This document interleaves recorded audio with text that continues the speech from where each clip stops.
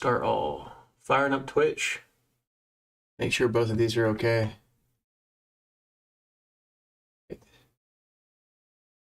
Make sure both the streams here are working here. I'm gonna make sure I turn up my game a bit. There's gonna be an echo if you're already here. If anybody's already here, there will be an echo for a second. I want to verify these are working. Here, I'm gonna make sure I turn up my game a bit. There's gonna be an echo if you're already here. If anybody's already here, there will be an echo for a second. I want to verify these are working. Here, I'm gonna make sure I turn up my game a bit. There's gonna be an echo if you're already here. If anybody's already here, there will be an echo for a second. I want to verify these are working. Here, I'm gonna make sure I turn. Looks like YouTube is making sounds. Let's go over to Twitch real quick. Make sure my account's working there. Channel. Alright, talking really quickly and making noise in the game. Making noise in the game. Yep, they're both good. Okay. So, we can kind of pull those over here real quick. Make sure I actually start to record. Start recording on my local drive here real quick. Pull these dudes over here real quick. Alright, I think it's good now. Still gotta figure out exactly. That's alright, I'll figure this as I go. Alright, make sure that video is recording. It is. Looks like we're good. I think I have everything as good as we're gonna get it. Make sure that I have the right thing. Okay, yeah. Alright. Microphone, good spot. Okay, cool. Alright, what's up guys? Blue Titan here. Last time we were here playing the Darkest Dungeon, we went in and we did some dungeon diving, just knocking out some extra levels, just kind of grinding, getting our guys a little stronger. And that's what we're going to be continuing to do today. I'm not sure whether or not we're going to see a boss today because, well, let me actually say really quickly. On the map here, we do have a boss that's available, which I had told you in the last episode of the end that we might look at here. But I'm not going to look at that yet because the most exciting thing about the end of yesterday's episode, after we went in and did a regular dungeon, was we had this event trigger. It says, a day long awaited. So it says, word of our predicament is spread, and a new crop of aspiring corpses step from the stagecoach. So, from the stagecoach, if you look over here at the stagecoach, you're going to see, like this, actually I'm not even sure if that really shows here because my camera is down here in the bottom left-hand corner, but if you look, there's a few people standing by the stagecoach, and normally week by week there's nobody down here. And so this week we have, instead of just 2 people to pick between to add to our roster, we have 2 plus 6. So we've got a lot of people to choose between. So sometimes this takes us a bit of time to go through even 2 people in the first few episodes, and that was because I was mainly explaining how their mechanics work. This time, if you don't know how those work, you're going to have to either go watch a previous episode, or I can give a little bit of a brief explanation to some folks if you've never seen any of this. But my goal here is more assessment based upon their perks, because we're at a stage now where we've got a full roster of people over here. If you look at the right-hand side of the screen, we've got 17 people, I think, is what our max roster is right now. It doesn't tell, but if you scroll through here, I think 17 is our max. We've got a lot of people that we can bring between us, and remember, we can only bring 4 people with us at any given time. So week by week by week, just having people sit on the roster, there's not really a cost to having them sit there. But now we're at the stage where we're kind of like dismissing people to take people who have just better baseline stats and kind of flip them over. And when I say baseline stats, again, there's really only one discerning thing about that. There's only one qualifying part that I look at. So if you select a character like this Guerdon, whatever his name is, the occultist, you see he has these quirks. Now, every character has access to abilities, of which 4 are randomly rolled. There are 7 that you have the choice between, but I think I might have said 7 are randomly rolled, but 4 are randomly rolled of the 7, and then you get 3 randomly rolled of the 7 for camping skills, all of which are unlockable eventually, and as long as you pay for it, and then you can upgrade them eventually, clear up to level 6. We haven't seen anything past level 3, or I think even 2 yet.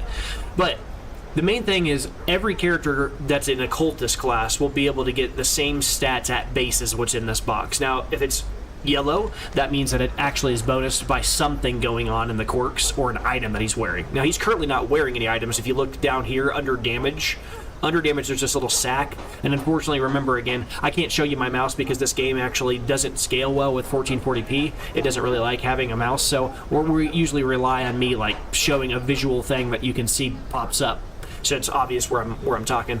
But underneath the equipment section at the very bottom of this page, you can see he's got his static weaponry that he holds, and then to the right, there's this little sack symbol. He's not carrying any items. Normally, if I gave him an item, I would just put it like right here. And you can see how it changes his stats in the section that's above it. But normally, as you can kind of see here, this gives plus or minus 10% max health. If I give this item, it has other good things. It's not just giving him minus 10% health. But if you put this on here, you'll notice suddenly his health drops by 5. Now, why that is, you might think, well, that's a lot more than 10% of 23. You're right, but that's because a few other factors that I'm not going to stack here and go over into multiple different explanations right now. But what I am going to say is the main thing we're looking for right now, all of these base stats are the same for everybody who is an occultist. So if I look at another occultist at the same level as he is, and he is level 0, they begin at level 0, he's going to have the exact same stats. But what I really like looking at, and the thing that we should start looking at the further the game progresses, because early on you just take whatever you can get. You just want a warm body to throw on your team. But we're now at the stage where we kind of want to look at their quirks and see what unique features they have that kind of just make them kind of like stick out above the rest of the crowd. And this guy sucks. I'm just going to outright say it. He has one of the worst quirks in the game. He has fading. We've talked a lot about Luminous, right? And so name-wise, it sounds almost identical. Luminous gives your character plus 2 speed and plus 5 dodge. Fading does the quite opposite.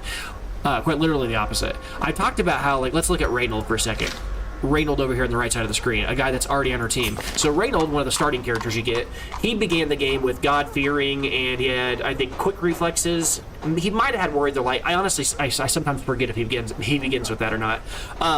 It would be kind of, I would say, like, you know, on point, like flavor-wise, if he did begin with that, being kind of like a Crusader. But I'm not sure if he does remember, you know, get that. You have to let me know. I can't remember. But what I will say though is he starts the game with quick reflexes, and I talked a lot about how good that is. Plus 2 speed is incredible. So Luminous giving plus 2 speed, and on top of that giving plus 5 dodge is just crazy. So it would naturally make sense that the exact opposite, something that gives minus 2 speed and minus 5 dodge, is just bad.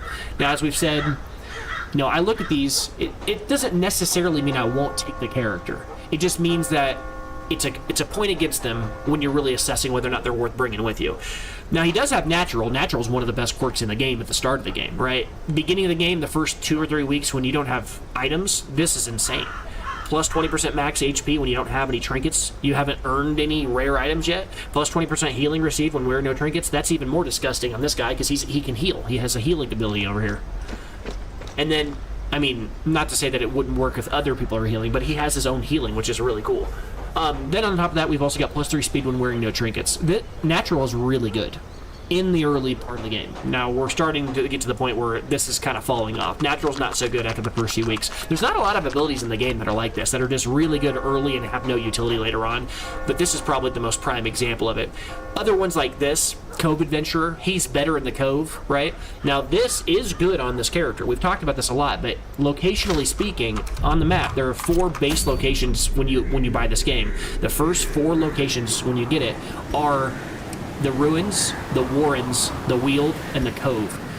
Each one of these kind of has their own flavor or feel. The Cove is a bunch of like these kind of like otherworldly, think like Cthulhu-esque fish creature things that are they're called Eldritch, right? That's their subtype, and that's an important thing because as I was just talking about the occultist's whole thing is he wants to be at the Cove.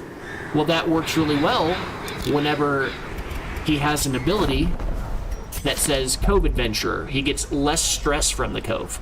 We've talked about what stress means, and remember, all stress is it's this game's mechanic that basically punishes you for making bad decisions, or punishes you for, you know, taking too long to get through a dungeon or other things like that. Whereas a lot of games have, like, you know, they've got health, they've got stamina, they've got magic. This game just has health and stress. And as long as your health is above 0, your character doesn't die. But if your stress gets too high, your character can go through a number of bad things. There's a few good things that can happen from stress, which we've seen. You know, like your character can have like a moment where they kind of lock in and they become They kind of go clutch, and suddenly they just start doing more damage, or they get some really cool status effect for the entire dungeon. But it's rare when that happens. It's more of a rare occurrence, which actually makes it more fun when it does trigger. But anyways, my whole point about the Cove Adventure is you have to look at these abilities and really assess them from a point of view of, is it good in a vacuum? Then, is it good on this character? And then also, is it good at the stage in the game I'm at, or would I rather have my character roll with better base quirks? In this particular case, I look at Guernin, and I think to myself, well, do I really need an occultist? And I look at my list of people who I have over here. I do have an occultist. He's level 0. What abilities does he have? Well, he has Early Riser, which is one of the better quirks, +2 speed. Now, it's not as good as Quick Reflexes, which is just flat 2. It's a speed that is dependent on having your torch higher, which, you know, again, if you're not familiar with torch, some people come in and out of this. I don't know how many people know what I'm talking about. The torch is basically a system that determines the efficacy of the opponents. The lighter the torch, the less the stress, the less the danger, the less the everything. You keep lighting your torch, but as the dungeon progresses, naturally, it gets more and more questionable. Your torch gets quieter or dimmer, and you run out of torches to relight it, which then makes it more challenging, makes the end of every dungeon more and more epic, which is actually a really cool flavor, or a really cool design decision, honestly, because the game always gets more epic the longer it goes in a dungeon, which is well designed. But then, in addition to that, it also causes some problems with some quirks that might have been good at the beginning, but at the end, you know, if you're relying on the light being on your side, they might actually kind of betray you because you have all these quirks that make your character better in the light. And there are quirks that make your character better in the dark, but again, that's a whole different thing we haven't really been talking about. We haven't been running into too much. But looking at this character, though, you know, the character we already have here, honestly, Early Riser's the only thing he's got going for him. The rest of his abilities, Fascinated with Corpses, you know, Necromania, that's annoying. I mean, it makes, and again, negative quirks, right, red ones. This makes our dungeon diving kind of more annoying because the dude has to go through and deal with, we can't rely on him to loot dead bodies, like anybody on the team to loot dead bodies, because this guy go over and pillage it before anybody else gets the chance. It's kind of obnoxious. But anyway, that's kind of more of a deep dive than we really needed to do for just this one character. But I kind of wanted to do a refresher just in case somebody's starting the series and jumping into at this stage and they don't really know what's going on. But we're going to look at these characters and kind of assess whether or not they should be added to our team or not. And a cool thing here, you might notice our roster right now is full. So you might be thinking, well, what are you going to do? Dump a bunch of characters? That's gonna be a pain. And you're also going to have to kind of go through and assess all those characters. Not so, because we went into a dungeon on our last week's episode, or I guess last time's episode, that was Wednesday, not last week. And our goal was to gather a bunch of, at the very bottom of the screen, deeds here, so that we could afford, at the stagecoach, the ability to increase our heroes' barracks. Right now, we can hold 17 people, but we're going to spend 16 of our deeds. Every one of our deeds is going to go away. And about, looks like 60% of our crests here. That way we can increase the size of our roster to 21. That'll buy us 4 more slots, and then we can just throw 4 new dudes on the team, and we don't really have to. We can kind of push the decision to cut people from the team down the road a little bit. And we're going to do this because I like to have a depth of people to kind of choose between. I would understand why somebody would look at this and say, why not spend the money to increase the size of your stagecoach? So that you have, you know, instead of 3 people or 2 people a week, you'd instead have 4, as this says. Well, because realistically, I've already got a full squad. I don't really need a lot of choices. I really just need a deep, I don't know, what do you call it, base of, you know, of operations for people to kind of hang out. A lot of beds to sleep in, we'll say. So we're gonna go ahead and take this hero barracks. Word is traveling. Ambition is stirring in distant cities. We can use this. So from here, what we're going to do is we're going to walk through and pick a few of these characters who I think are valuable. Priority will go to the classes that we don't have a representative of. In that particular case, that means we don't actually have a Houndmaster. We haven't seen a Houndmaster yet roll for us. We don't have a Musketeer. We've seen it roll, but we haven't picked one up. And we have definitely not seen a Man of Arms yet. So that's 3 for sure that we'll probably take. Outside of that, I mean, we might not take them if they have terrible perks, but that's where I'm looking. So I'm going to look at those guys first. Let's give them some attention. So Cecil. This is actually funny. The first time I ever played this game, which was like 10 years ago, I distinctly remember my Houndmaster being named Cecil. So that's kind of funny. That's just weird that what you remember. Alright, so let's look at his abilities. He's got Unholy Slayer, which is good, right? Extra damage against Unholy, pretty solid. Although not as good on him, admittedly, because the Houndmaster has a lot of bleed abilities. And bleed abilities do good against like beasts and other creatures. It doesn't do so well against like skeletons, right? Because you can't bleed a skeleton. However, he has extra damage against Unholy. So it's like he's got an ability that you can look at it as like it's kind of like shoring up his weaknesses. The way I look at it is it's more like you're not leaning into what the dude is good at. So I'm not really huge on Unholy Slayer. It's not bad. Remember, we've talked about how good quirks are. If you get a quirk that you don't like in that good quirk slot and it's serviceable, it's fine. Because if you just leave it alone and just keep playing the game, eventually you'll acquire other quirks and then they'll replace each other. And you can just ignore it, you know, whatever. What we don't like is bad quirks, because if a bad quirk gets rolled and you really don't like it, you need to send them to some form of treatment. You need to get rid of it ASAP, because the worst thing that can happen is it gets locked in and they become like stuck with that trait. And you saw that here with up here with Reynold. Reynold has God-fearing. He will only ever pray in town to relieve his stress. There are other ways of doing it, but he refuses, right? He's a kleptomaniac, which we've talked since the very first episode. That's probably the most annoying thing about him. And then he's a Warren's phobe. Warren's phobe's not that big a deal. God-fearing's even less of a big deal, but we really don't like that kleptomaniac. But that's these little skull symbols. Again, that's what that means, is it's been locked in. The main thing that means is they won't ever lose that negative trait unless an event triggers that gets rid of it, or unless you intentionally go in and pay to have that removed. But again, just like any real life situation, the longer you practice something, the more and more a bad trait is practiced or a good trait is practiced, the harder it is to get rid of it. So you can imagine it costs a lot more money to get rid of a trait that is locked in versus not. But looking at Cecil here, Unholy Slayer is serviceable, and Fading is awful. We talked about that again just a minute ago, so I'll probably take him and then just immediately get rid of Fading on him. Go pay for some treatment and get rid of it. I don't think there's any problem with doing that, but I'm going to take him just because I actually like, I want to have a Houndmaster. I'd like to have a character. I try to keep a character of every class around whenever I can, because, you know, you never know when you'll need one. A lawman and his faithful beast. A bond forged by battle and bloodshed. I don't want to talk during that because we've never seen that character before, so it's good to kind of have his introduction stated by the narrator here. And then we'll look at the Man at Arms, who I like. He's a cool character too. Thick-Blooded is great. I mean, it's not incredible, but it's great. Blight Resistance is solid. Why is it good? Well, we've talked a bit about this. Any character who's a tank, which this character is, very interesting character. He's a tank, but he's a support, right? So I'm trying to think of some examples of that. If you're a big League of Legends fan, he's like a Braum, if you know what that means. So his whole thing is protect his teammates, be super tanky. Anybody that's going to attack his teammates, they attack him instead. He protects them. And because he's tanky, he's no different than any other tank in the game. Well, besides the fact that obviously... Oh, I got a comment here, hold on. After your last video, I gave another shot at utilizing the Plague Doctor on a medium mission. I was pleasantly surprised that one of his camping abilities is to remove a disease from an... Oh, it's Cole. Hey, Cole. Yeah. No, honestly, that is... it's surprising how sometimes camping abilities are usually innocuous. They're not something you think about early game. They're just a thing that you occasionally have to do, because I think we played 5 episodes before I even camped once. You're not introduced to camping until you get to medium length difficulty or medium length missions, and that doesn't happen early.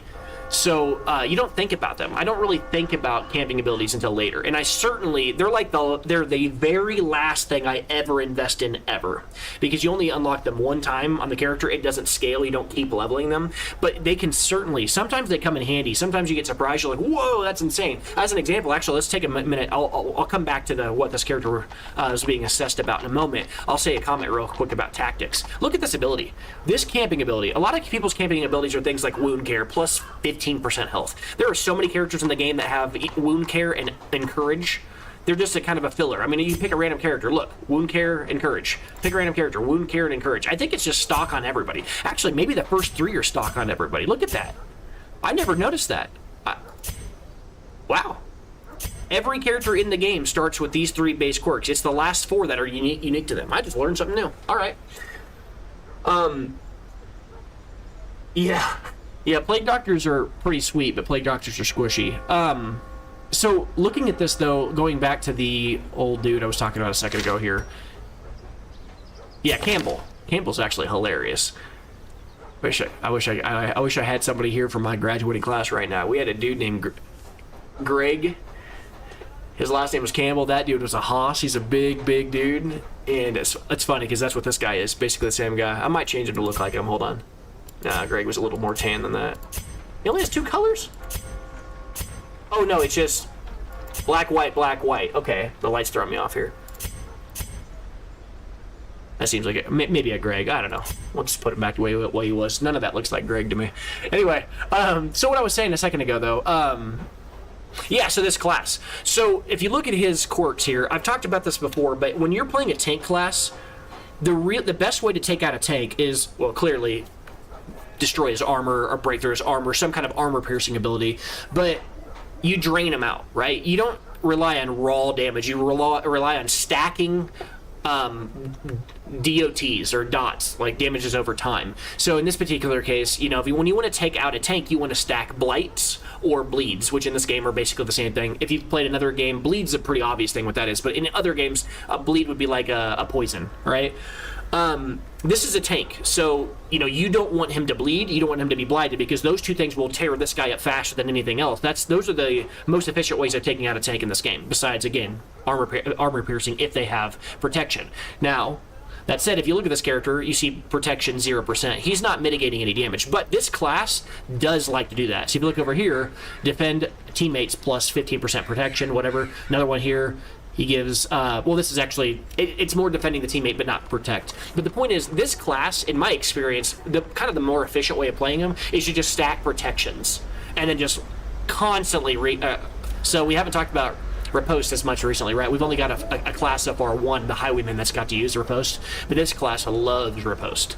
So he likes to tank and then force people to attack him, kind of like, think of him as like a mix between the melee version of a highwayman, who is like waiting for somebody to hit him and then just hitting him back for a bunch, and then the crusader, who's super tanky and yells, "Attack me." So he kind of like forces people to attack him. He kind of uses, that's a dated reference, I was about to say an intimidating shout, that's a WoW reference, but he kind of, he taunts, and then after he taunts, then he just starts punishing people for attacking him.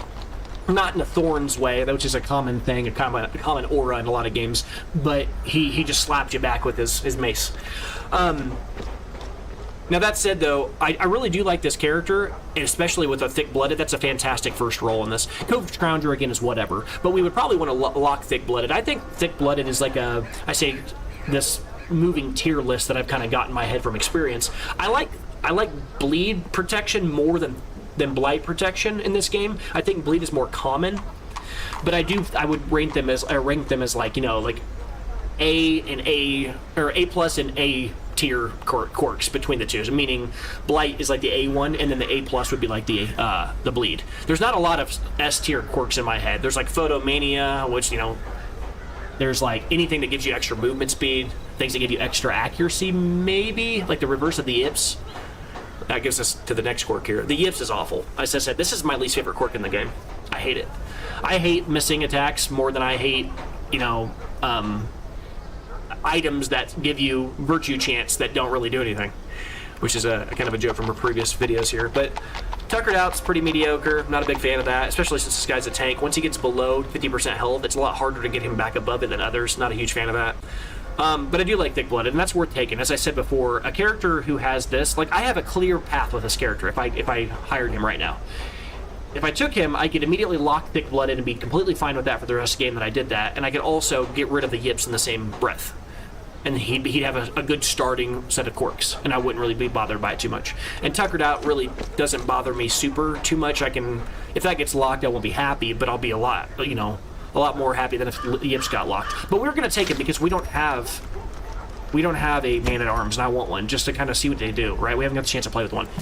The raw strength of youth may be spent, but his eyes hold the secrets of 100 campaigns.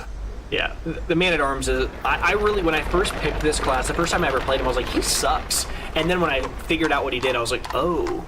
Like, his whole thing is like, come at me, bro. His whole thing is like, I want you to hit me, and the second you do, then it's gonna suck. Like, he's a pretty interesting character, very different.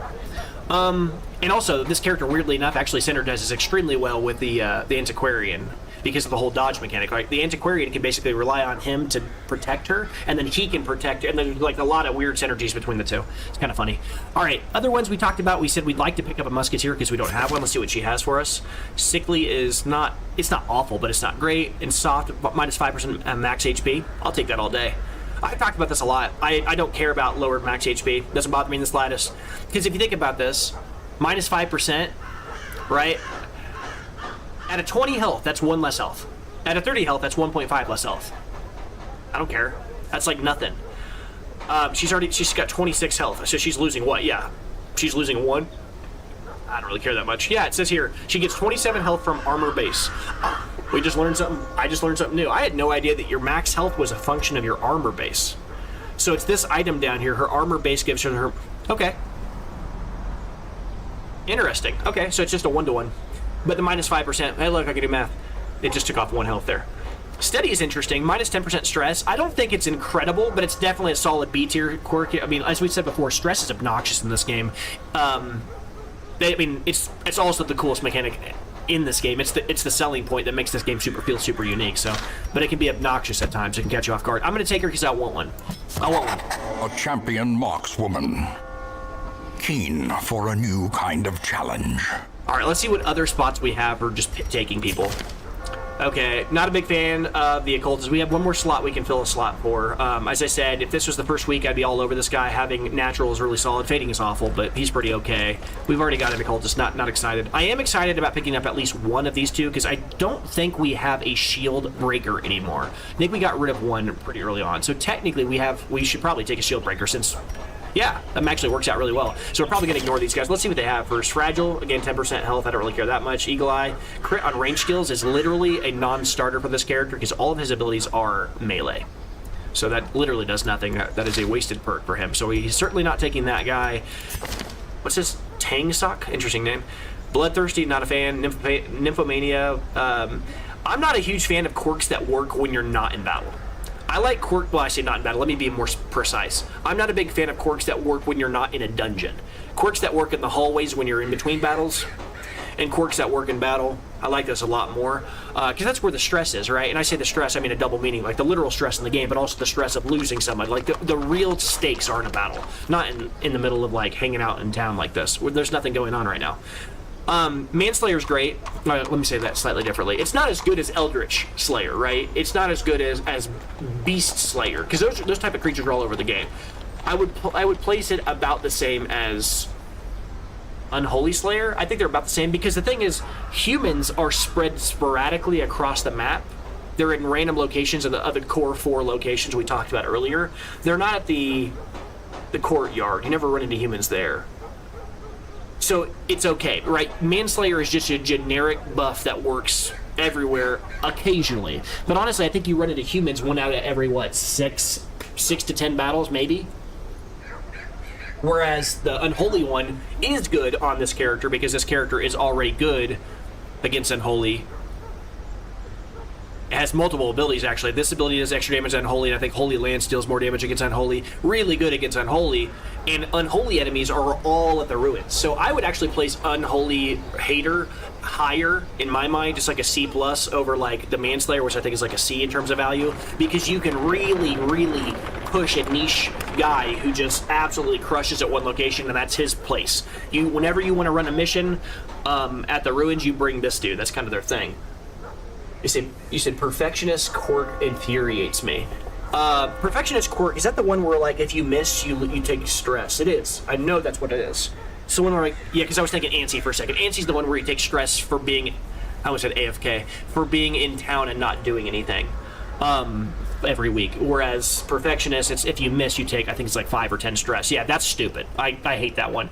I actually am curious. I've never even run a test on it. I'm curious as whether or not Perfectionist triggers for each target missed, because I can imagine a situation where my opponents do some kind of like a invigorating vapors kind of thing, similar to the Antiquarian, give everybody debuff or buffs to like dodge, and you're playing the Highwayman and you use like the Grape Shot Blast, and then you miss on all 3. You're saying no, you don't think it works that way?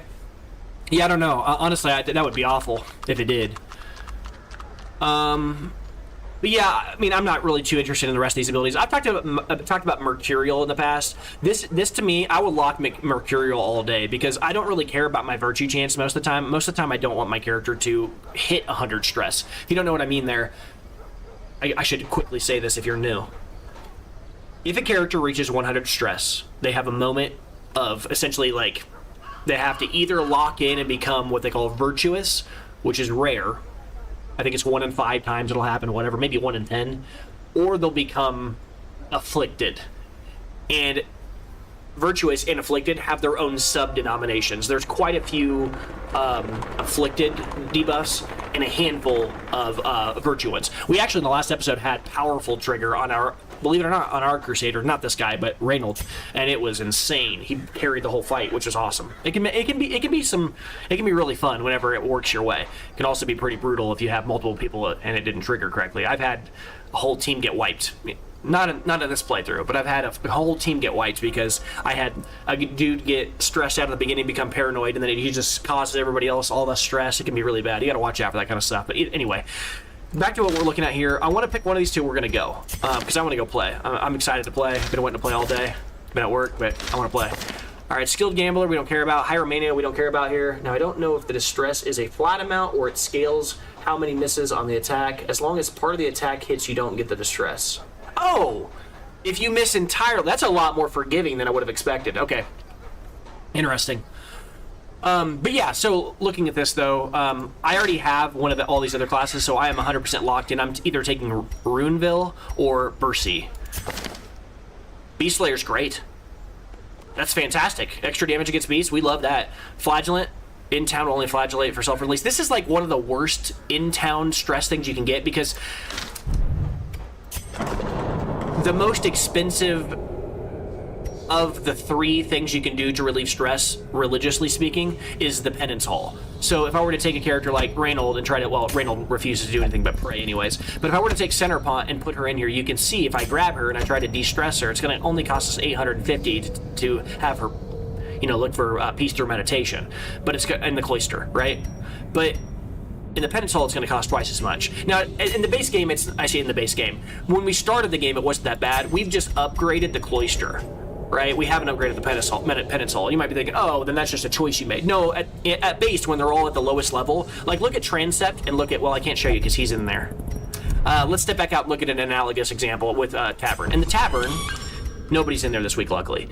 You can see here that we have we have leveled gambling and the bar. Okay, great. Since we leveled both, you can see here, they're both at the same level here. If I were to take, let's say, Center Punt, you can see that it costs 250 more gold to send her to the gambling hall. So you, generally speaking, well, actually, I think all I did here was increase, the first level just increased the stress recovery. So their prices haven't changed since the base game, since the start. At base, it costs more. It costs 50% more to send somebody to the brothel than the bar. It costs 25% more to send them to the gambling hall than the bar. So generally, you usually want to have them do things like go to the bar first and fill up those slots first. But that's what I was saying when I said her abilities. This new Runeville, she has Flagellant, which is the most expensive activity you can do religiously speaking. But it's not that big a deal because, again, any of the core 6 locations, like Flagellant, I think there's like Deviant Tastes. There's the one we just looked at over here with him with God-fearing. Any of them that require you to only do one activity in town, it's not affecting you during the mission. I'll lock those every day. Whatever. You just have to kind of pay attention to what their preferred stress activity is.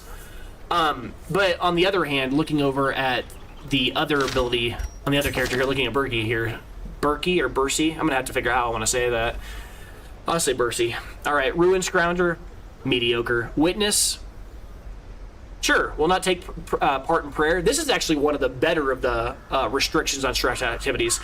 This character won't take part in prayer. It's not the same thing as will only take part in prayer, right? That restricts you to one thing. This is saying you have all 5 of the 6 to choose between. This is actually pretty open-ended. This is almost like a free slot, which actually would make this character a little bit more reasonable to pick, and it wouldn't be a bad idea to take this because this is a great negative quirk to slot. Because if this gets locked, I don't care this character's a witness. That's fantastic for me. It's essentially a free slot, or I don't want to say a free slot. I want to say like a slot that is not working against your detriment in any real functional way most of the time. So I don't like Rune Scrounger, but again, like I said, I weirdly like to look for either A tier, S tier, best tier class quirks, or I look for a character who has like one bad quirk and get rid of it, and then look at the rest and say, okay, this is a character, this is like a development, like a person who I can kind of work on. They're a project. But in this case, I look at a character and I say, this is one bad quirk that I'm okay with locking in. I would have no problem taking this character and running with her forever. But again, I also just have a general love for the Shieldbreaker class. She's one of my favorites. I love the movement ability, I love the armor piercing, and I love the ability to put temporary like block shields on her. Very interesting class. Not to mention her own little mini storylines with like the whole like sleeping and camping triggering like the snake visions and all that stuff. It's weird but cool. But anyway, I think we pretty well got what we want here. Now we're just going to pick between one of these two characters. There's a part of me that wants to take both of them. It's kind of hard to not bring with you both Scorpion and Sub-Zero, you know what I mean? You kind of almost want to bring them both with you. Is there a blue? Oh god, yeah. Oh yeah. You kind of want to bring them both with you, you know what I mean?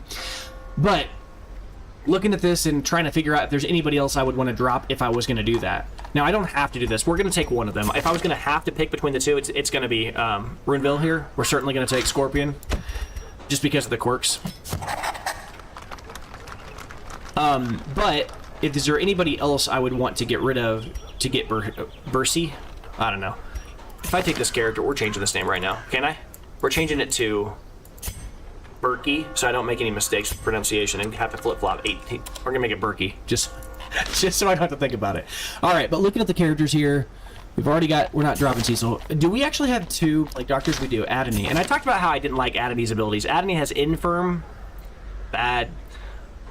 Warren's Phobe, mediocre. This is a bad quirk. Extra, like, stress reduce whenever you're meditating in town. Meditator, not mediator, folks, sorry. 10% scout chance in the ruins. I'm just not a big fan of this. The only thing that's even serviceable on this character is the Ruins Explorer, because this character does blight damage, and blight is really good at the Warrens because it's skeletons, right? Blight is the thing that can deal the most damage to, or damage over time. You can't bleed skeletons, which is primarily what you run into unholy enemies there. So that might be who I get rid of. It feels a little strange getting rid of a character that's level 2, especially since I don't have any other level 2s. It's just like, well, I say that, I have one. I don't know, we might consider that. That might be the character we drop, since we actually have a decent one here with Unholy Slayer. Yeah, this character is much better. Guernon is great, because Unholy Slayer is exactly what this character wants to be doing if I were to pick a quirk that was a starting quirk. But the Fear of Beast, I don't care. I'm never going to bring a Plague Doctor if I can. I'm going to avoid like the Plague. I'm never going to bring a Plague Doctor with me to the Warrens, because the Warrens is a bunch of beasts, and the beasts are weak against bleed. Why bring a character whose quirks are not suited, or not quirks, but base abilities are not suited for that role? Alright, is there anybody else in here I don't like? Well, we took this Antiquarian specifically because we got rid of our previous one. Maduit was, I think, her name. Which kind of broke my heart a bit, because she's the first person I made a unique video just for her, because she was killing it that episode. That's alright. Is there anybody else I'd want to get rid of here? I might actually sort by... Do I have anybody that's in my team currently? Yeah, I've already got 4 people loaded up. Let me really quickly drop everybody from the team for just a moment.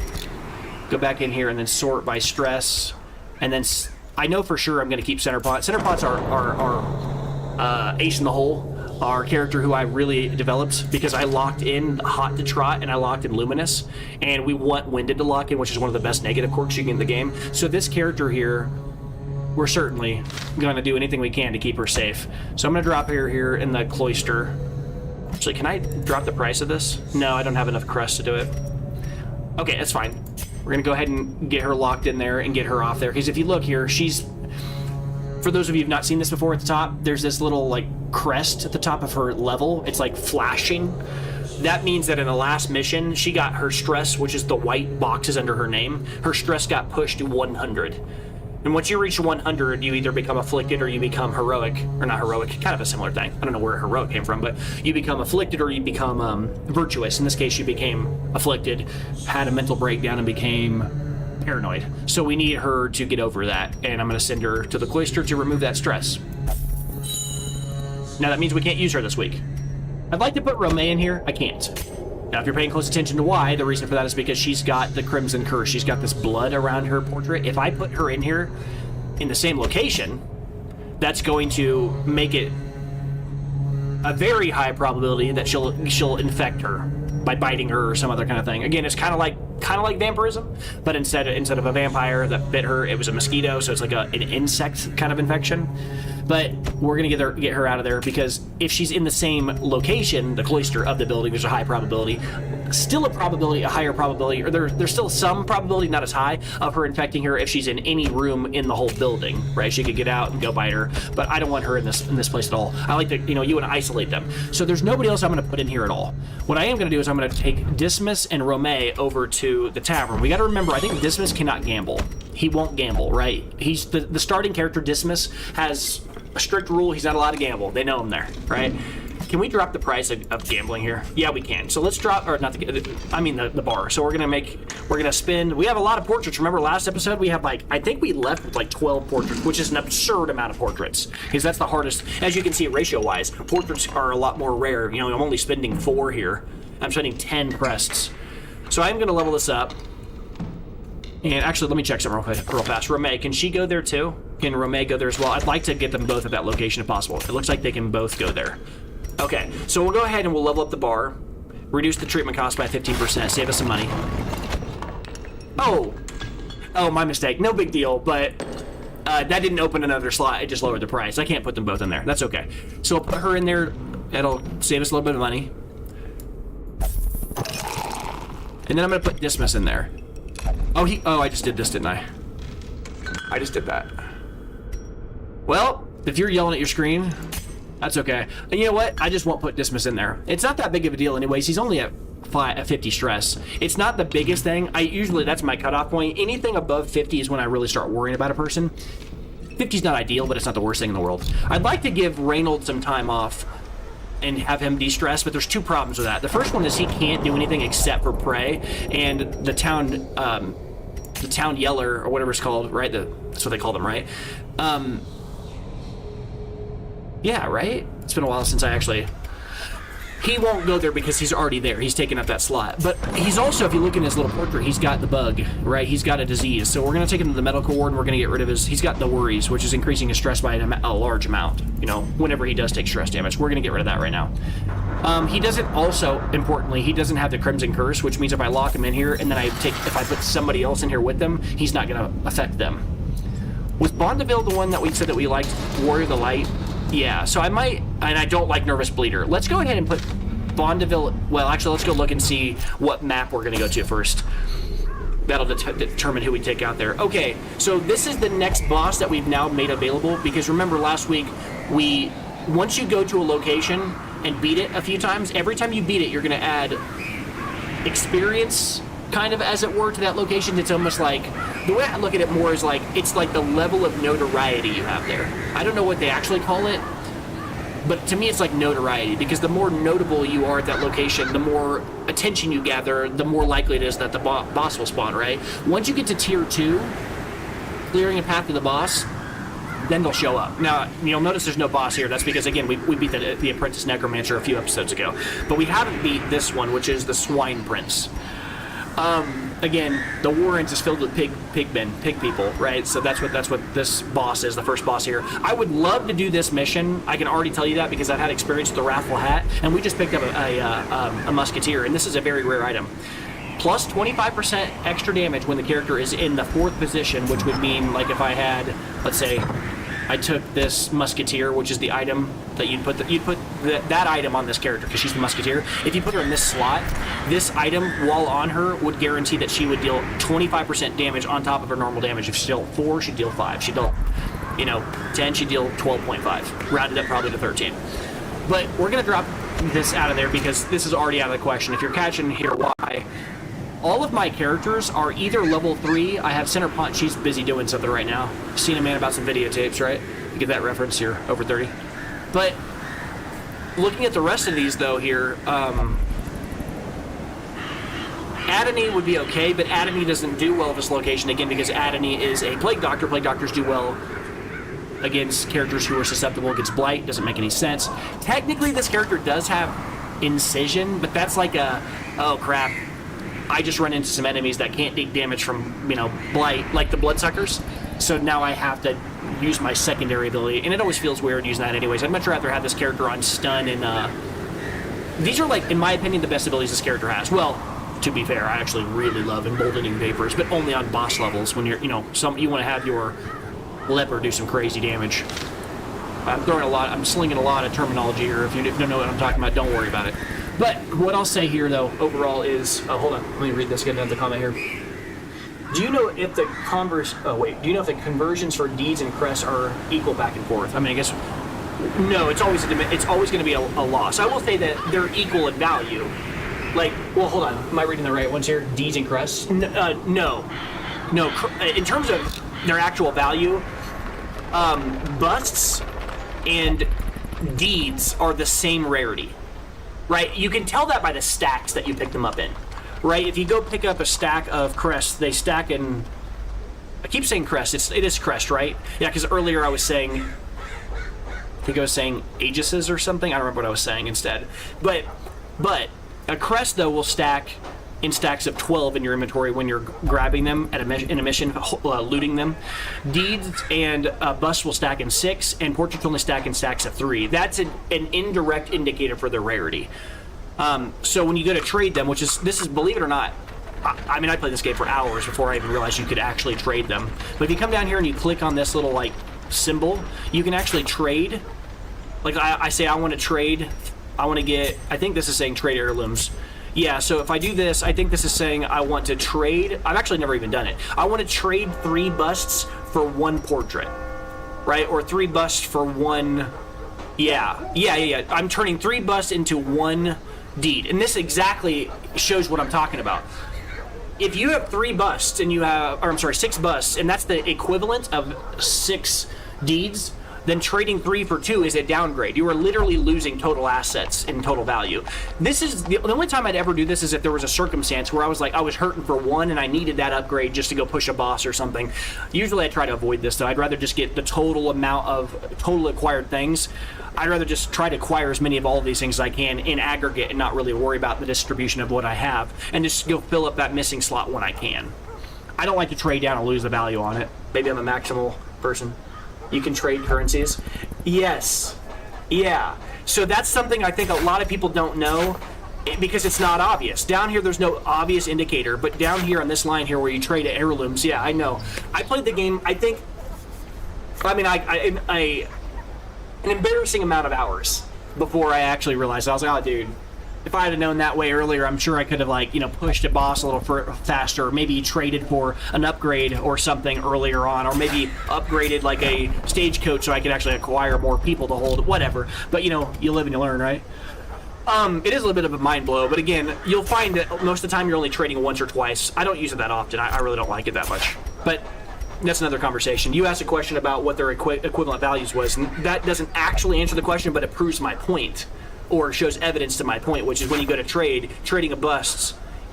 If I trade 3 busts, or I guess that's another thing entirely. These are crystal shards. We're not even going into that. That's a whole thing.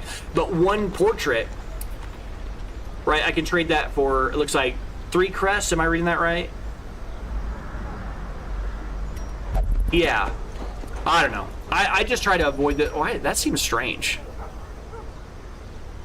Seems like a weird trade. I would expect it to be like, I'm gonna have to research that. I don't know. That's wild to me. But anyway, if you want to do some trades, try that out. I usually avoid that because I don't like to trade down and lose my stuff over time. But that's just to me, it's diminishing returns. You're already losing value from the very start. But anyway, let's look at the characters. We're gonna go ahead and get de-stressed. Make sure we have everybody de-stressed. We've already done that. Okay, let's get to some gameplay. I've already been talking for a little while. It's been that's literally every single time. I mean, the last 3 episodes I've made, I say that I'm ready to go play. I look up and it's always within 1 minute of 49 minutes. I'm at 48 minutes and 49 seconds right now talking, and I haven't played yet. I have to do that for I have a kind of a preamble before every video, but that's okay. It's a good time to catch up, see how everybody's doing. Or see how I see everybody's doing. It's actually a meta joke. The people that are in the chat, but I'm also talking about my characters.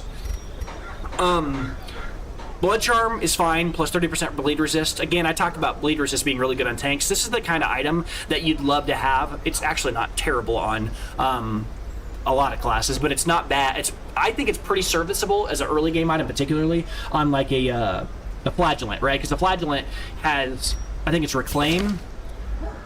Reclaim, yeah, so he can target a teammate, not himself, right? I'm pretty sure not himself. Yeah, so he can target a teammate and heal them for 2 hit points per round for 2 rounds, but then he'll start to bleed himself, or he has a chance of, actually it's not even a chance, he just starts to bleed himself. Well, that's terrifying, right? Well, not if he has bleed resist. Right, so like if you have you have abilities to kind of offset that, it's good.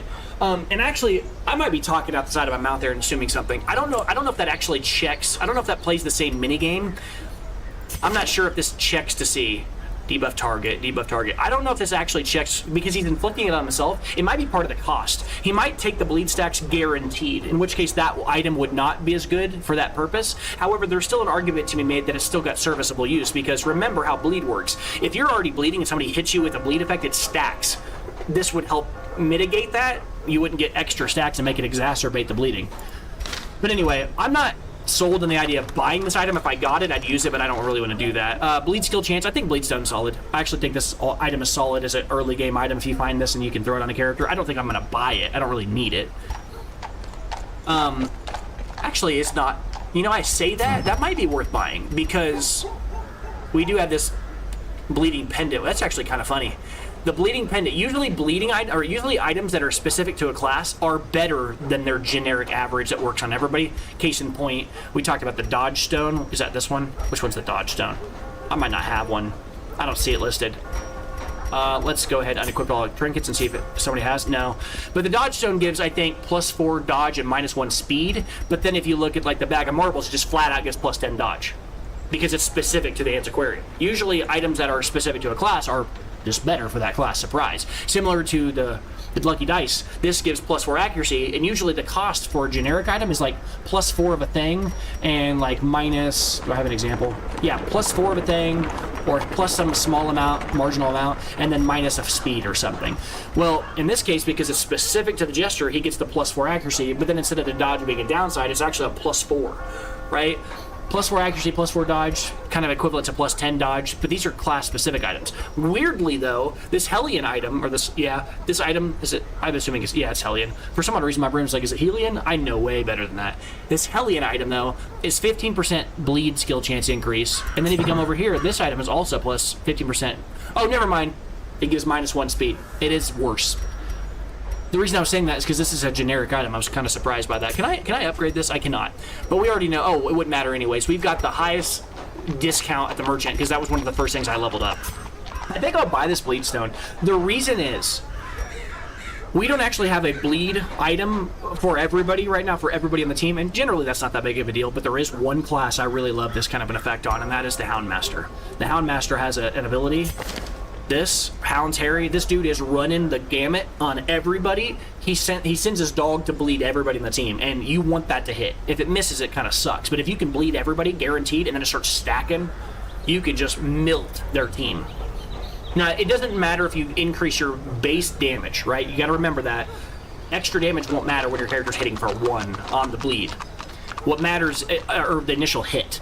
What matters is that, you want to stack the bleed stack. So don't try to increase this character's damage if you're running that version of the character, because the damage that you deal is not, your dog might hit and initially hit for 2 instead of 1, okay? I'd much rather have a guarantee that bleed hits. So I actually do like this item for him, so I'll buy it. We already have a stun charm, we already have a protection stone, that's it in here. I don't really care about the rest of that. We already picked up our characters. We've got pretty much everything ready to go. Now, the only question I said before, I was going to lock in a character after we figured out where we were going to go. So let's do that real fast. So in terms of locations, I can't select this location. And I said, why? Why can't I? I can. It's the lowest level difficulty, but it's a boss. As I said, I don't fight bosses unless I have at least 2, usually 3, and preferably 4 people at the max level of that dungeon tier. So in this case, I can't bring a level 3 guy. He won't do it. I must be challenged if I am to improve. So level 3s, I can't bring him. Well, I can bring level 2s, but Centerpawn's already busy, right? So if I took Adonine and put him in here, Adonine'd go. But that's only one level 2. Everybody else is either level 1 or level 0. I'm not doing that. Why? Why go fight a boss with no reason to do that? I'm going to wait until the people are ready to go fight that. If you don't understand what I just said, I've tried to explain this multiple episodes, and I've kind of done a poor job of it because I kind of forgot the actual numbers. So I'm just going to simply say this. Characters were kind of divided into bins. The max level character can be level 6. Level 0, 1, 2, 3, 4, 5, and 6, right? Which actually means that there's a total of 7 levels characters have in this game. I can't remember exactly what the bins are, because I thought I did, but apparently I was off. But the first few levels, we'll just say few, loosely, your character can go to green missions. Once they get into that next bin, wherever that is, I think it's like level 3, which actually we know it's level 3, we just saw that, right? Once they get to level 3, they can do orange missions. I think 3s and 4s can do orange missions. Yeah, and then 5 and 6. Yeah, that's correct. So what was wrong in that one episode that where I got something messed up and I was like, wait, I can't do this mission with level 2. Maybe I'm hallucinating that. Whatever. Okay, level 0s, 1, and 2s can do green missions. Level 3s and 4s can do orange missions, and levels 5 and 6 can do red missions. That doesn't mean that you can't bring a person that's under-leveled. Like, I think you can bring a level 4 to a level 5 and 6 mission, but they don't want to go. Right? Now, they might not say that, but they're going to I think they'll probably be a little bit more stressed out. And even if they aren't, you'll be more stressed out because those dudes are going to take more damage. But you can certainly not take a person that's multiple levels removed from it. Like a level 5 mission, if you bring a level 3 dude, he's going to like, no. Like if I try to bring this level 0 guy, like we just saw that a second ago, level 0 guy to this orange mission, I fear this task is beyond me. Right? Some characters will flat out, refuse. We saw that a minute ago. All right. So looking at the missions, while I would love to get a hold of this Wrathful Hat, it's just not in the cards right now because we don't have the critical mass of people with us. We don't have the manpower to bring people. This is one of the reasons I was talking about liking to level my characters horizontally instead of vertically quickly. I don't like having all my characters super high level very fast because then I'm kind of put in a situation where it's like, okay, I got high level characters over here, but they might not be optimized for that location. But then I've got these other characters who are lower level and they can go there, but none of them are optimized to that location. But if I flip that around, and I say, hey, instead I'm going to do this other thing, I'm going to put them in a situation where I have, let's say, everybody's level 2, then I can take anybody I want, wherever I want, however I combine that. Now, obviously, once you level a few of them up, now you've already got it discombobulated. We got a half, 3 guys, 4 guys level 3, and then a bunch of guys that are level 2. But then you just try to level them up together as you can. But anyway, let's get into something here. So I'm going to look at these, and then we're going to go after we lock that quirk in a minute. So looking at these, again, we can't go to this location because if we can't, we can, but there's no reason to. Oh, no, actually, we literally can't. We don't have level 3s ready to go. This is an orange mission. But what my point was, we can't go on the anticipation of getting, or on the off chance that we'll get this item because it's going to be an epic quest. We're not going to get whatever they're teasing there. I've said that now. Am I wrong? That's 3 weeks in a row that this item was there. Is it just locked until you do the mission or try it the first time? That might be worth testing. Anyway, I do like Sickening Satchel, plus 20% damage versus all blighted enemies with the Grave Robber, and that stacks very nicely with her ability to use Absinthe to increase blight skill resist. We saw how powerful that was, well, silently, when we used it with, I think we had a generic item that increased your blight damage. What was that one? Didn't I give her an item that increased her blight skill damage?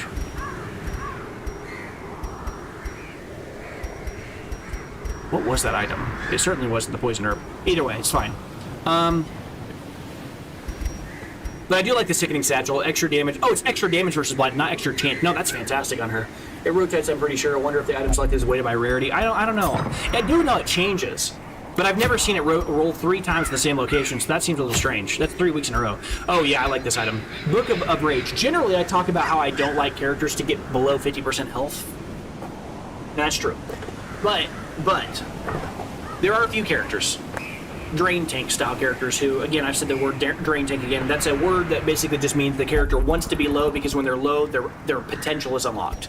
Right? Generally, that's characters who have huge amounts of resistance, huge amounts of protection, huge amounts of whatever, and then they have some ability that just allows them to gain back an enormous amount of health over time or all at once, and they're kind of like, they like to be close to death because it unlocks their abilities.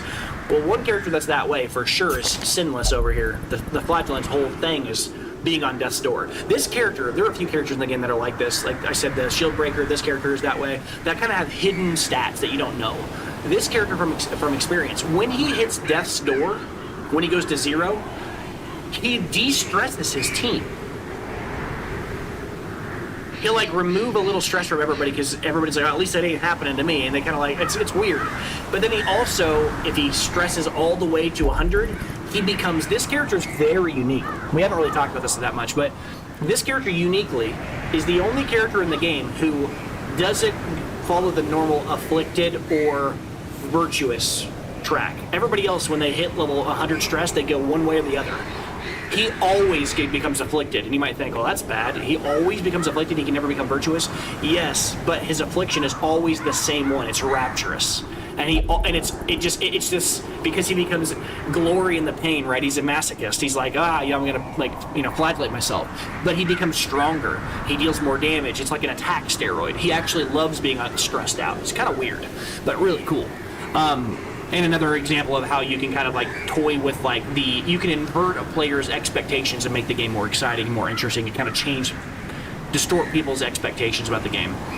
But this character is who I'm talking about being a good item or a good combination with this item, a good candidate to use this item. The Book of Rage, plus 20% damage when your HP is low, plus crit when the HP is low.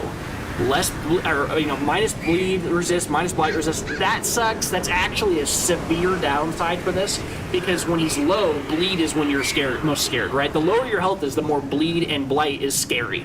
So this is essentially like those two lines. If they had said something like plus, then you'd be like, oh my god, this item is insane. I'm going to put this on every flagellant ever. But now it's actually a truer cost, because you're actually trying to get your character low, but you don't want them so low that they're at death's door persistently. You want some kind of a heal over time, or some kind of a character that's just casually healing them and keeping them right there between 0% and 30% health, but never at 0.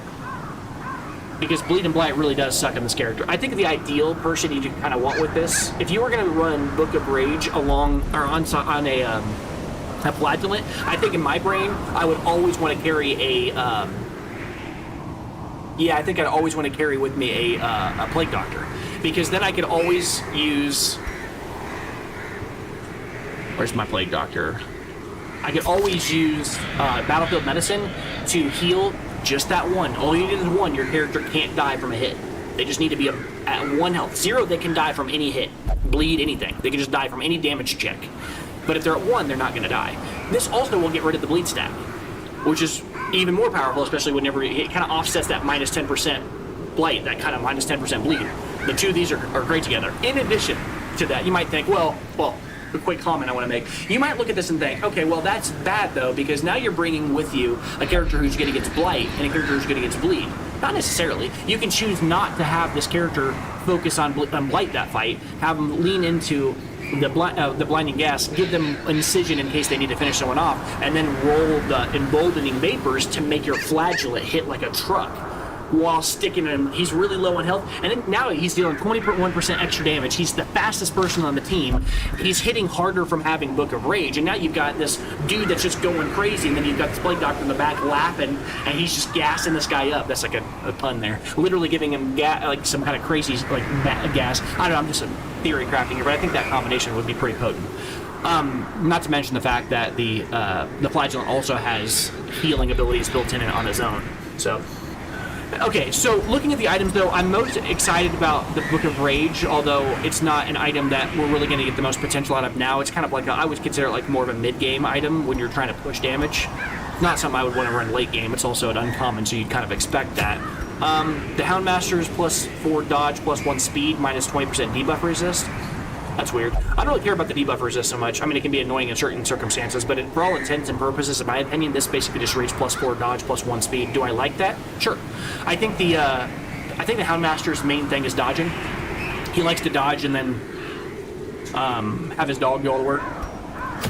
I do like the Sacrificial Cauldron, just flat out plus 20% damage on the Occultist. I mean, if you're having your Occultist deal damage, this is a pretty good way of doing it. Plus 10% stress is not a 0 cost, but it's fine.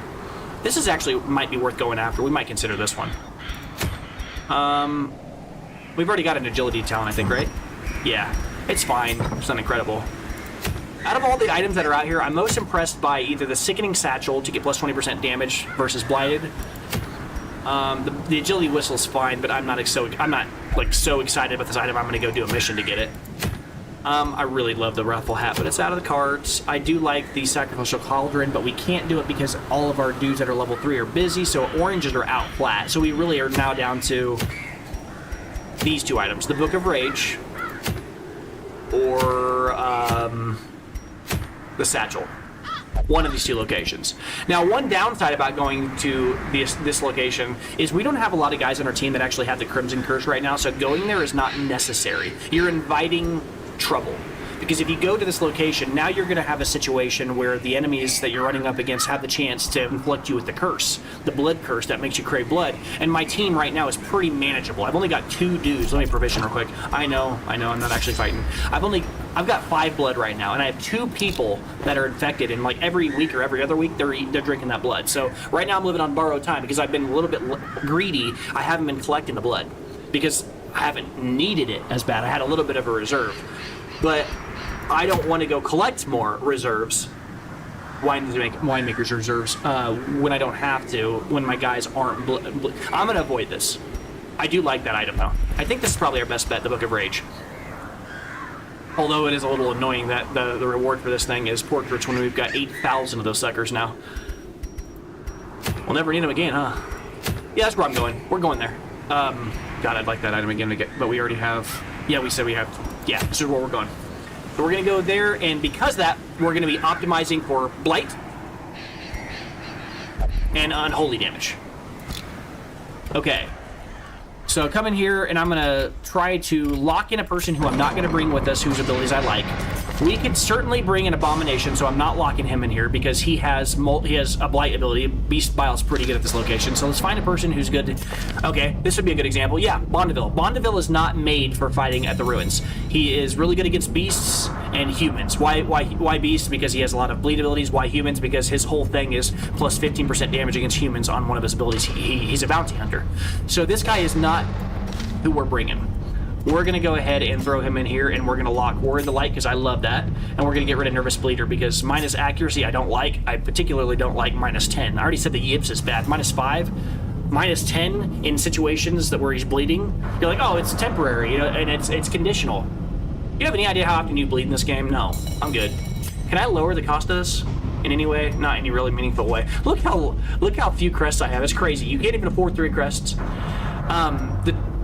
I'd like to pay for treatment here, like lower the cost of this, but they don't have the money to do it right now, and I'm not trading a bunch of busts away just to get some crests. We just need to get some more crests. That's how it is. Lock them in. We're gonna lock. Be careful when you do this. I've had a few rare cases of this. Make sure you don't hit the X here. You can actually unlearn a quirk that's good that you don't want to unlearn. So make sure it's the lock symbol. Nervous Bleeder we do want to get rid of though. But we're locking. We're going. And now we are alive. Alright, so let's go in here and do this mission. Silence the Crypts. Okay, Silence in the Crypts. So we talked about this before, but one upside of doing this mission and one downside of doing this mission is after we do this mission, we're going to unlock extra damage or extra stress relief. I think it's extra EXP. You get bonuses if the next week, immediately after you unlock this town event, you go back to that location. So Silence in the Crypts is specifically an event that only happens at the ruins, and it only happens if you finish a mission at that location that has this little crypt symbol on it. Right? The crypt symbol indicates that a town event will occur after you do that mission if you're successful. Every location has something similar to this one. This one just happens to work at the ruins because it's at the ruins. But Silence in the Crypts, even though I don't have any kind of thing on my UI or notification that tells you that's what it does, I know that from experience. So looking at our team and who we're going to bring, I actually might put that character back. That was a Blight Doctor. We could just bring Adony, because Adony could be our ace in the hole, since Adony is actually level 2, just do a lot of damage. Or we could use this as an opportunity to push a character who does extra damage against Unholy. Or I could even be funnier, I could just bring 2 Plague Doctors. I could if I wanted to. I could do that. It's not an awful strategy. Have one of them like do most of the damage, and then have the other one basically running all the utility, like the vapors and stuff. It's not a bad strategy. Just have them play as 2 different classes. Elsewise, is there anybody else I really want to bring? I don't think our Antiquarian is really set for this. I would like to bring the Antiquarian just because I'm always thinking about making a little bit extra money. You might think I have a favorite character in this game. I don't. We've spent a bit of money. Last week we bought, come on now. Oh, it's already sorted. We bought the Blasphemous Vial, which actually is going to help us this week, which is a really good item. Blasphemous Vial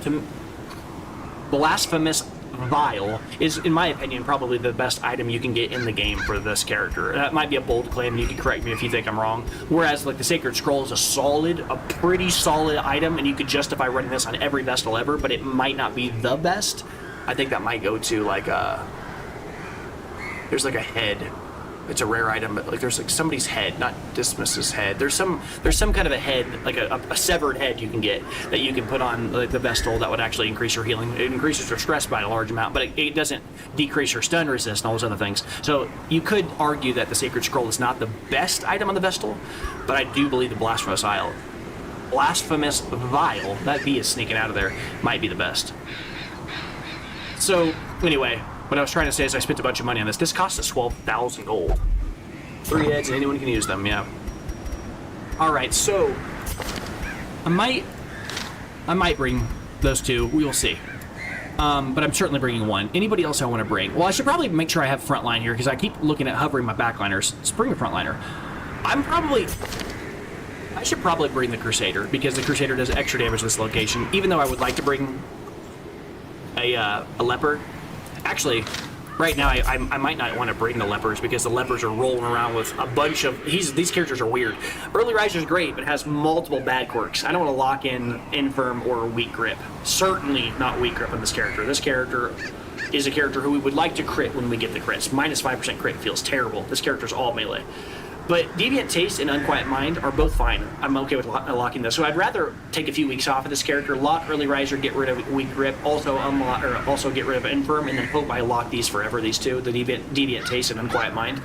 And then similarly, Evil here is got, or Evil, whatever you want to say. I say Evil because the character's original name was Evelyn, and it confused the heck out of me because it looks like a dude, and name was Evelyn. But Photomania and Eldritch Hater are both fantastic. So we want to take a week off of this character as well. And I don't take a chance that they forget these abilities. Although... No, let's not chance it.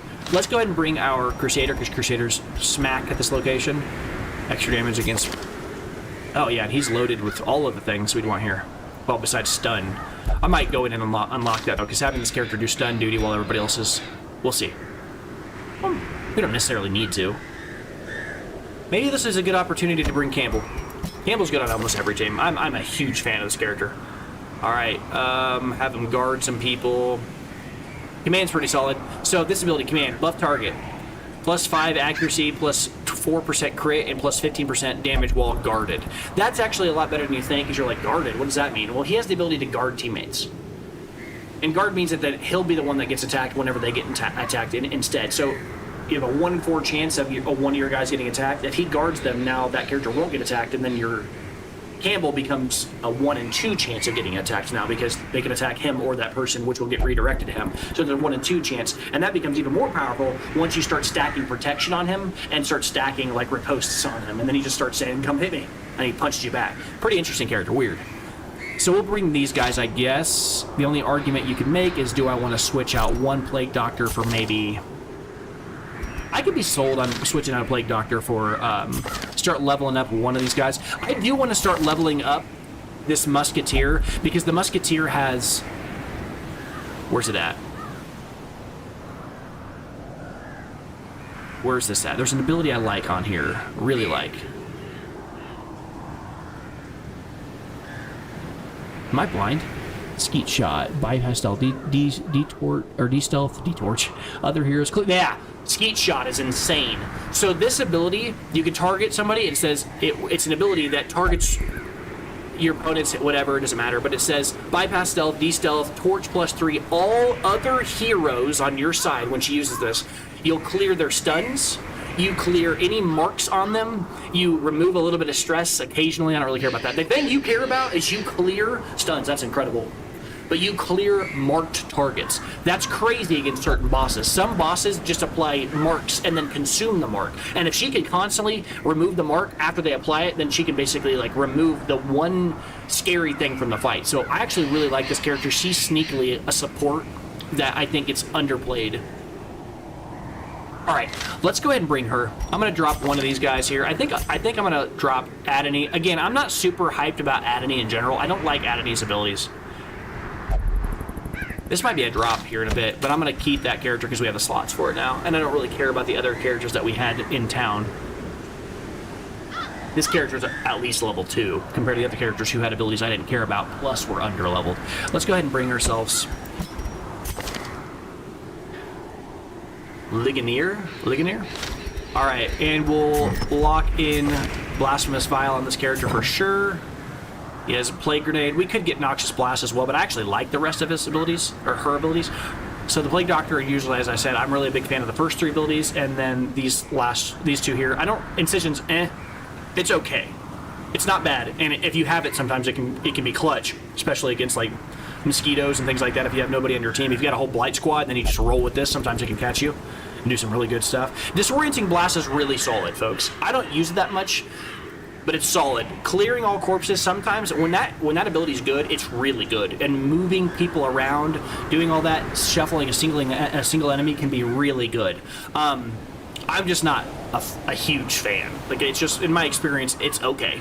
I don't dislike it, don't get me wrong. In case you're a big fan of the Disorienting Blast. I know some people like it. Hooking the back line with it is golden. Yeah, I think it's solid, but a lot of times I just feel like I'd much rather just immediately start applying Plague Grenades to it and then letting my frontliners deal with the frontliners. I mean, if they're super armored, it can be annoying, but yeah, it's a choice. But I like these flat abilities, and I'm going to go ahead and give this Blasphemous Vial to this character because this character has a stun ability and a blight ability already unlocked. So this is just an easy win. And then we'll throw in the Poison Herb plus 40% blight skill chance. This character's not going to miss on the blight skill effects. After that, we'll look at the Musketeer. Is there anything with the Musketeer, any unique items for that character? Doesn't look like it. So we'll probably just increase range skill % chance, or a higher chance of hitting. After that, we're at the ruins. Is there any unholy items? No, doesn't look like it.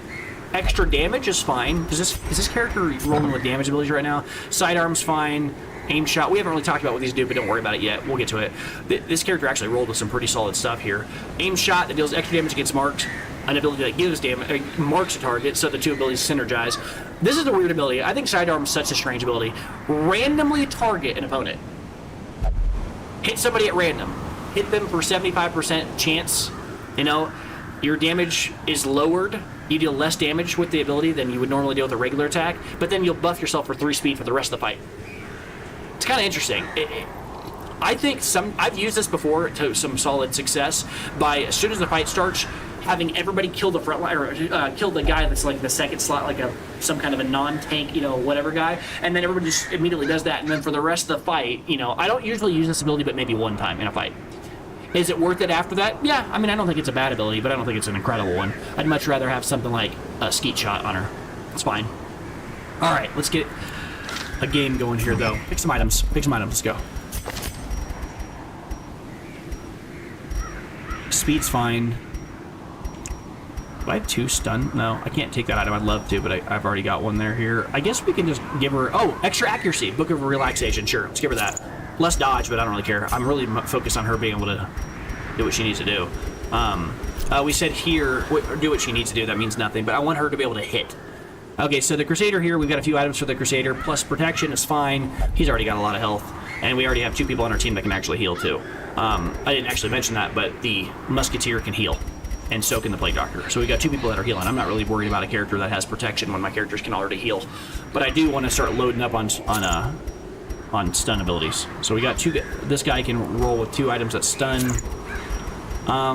This is a tier 1 mission. Enemies don't have a high stun threshold, so I won't double up on stun. I'll use the base one. This is a Crusader only item, so it's got a higher value than the Dazzling Charm, but it's diminishing returns to run with both of them. Because the first one, I say it's diminishing returns. This one is diminishing returns over the first one. If you did it in the reverse order, it's just strictly worse. But then after that, I'd probably take the Swordsman Crest, right? Because he's not going to be running with the healing ability. He does have it, but I'm probably not going to be doing it. I'll probably just have him.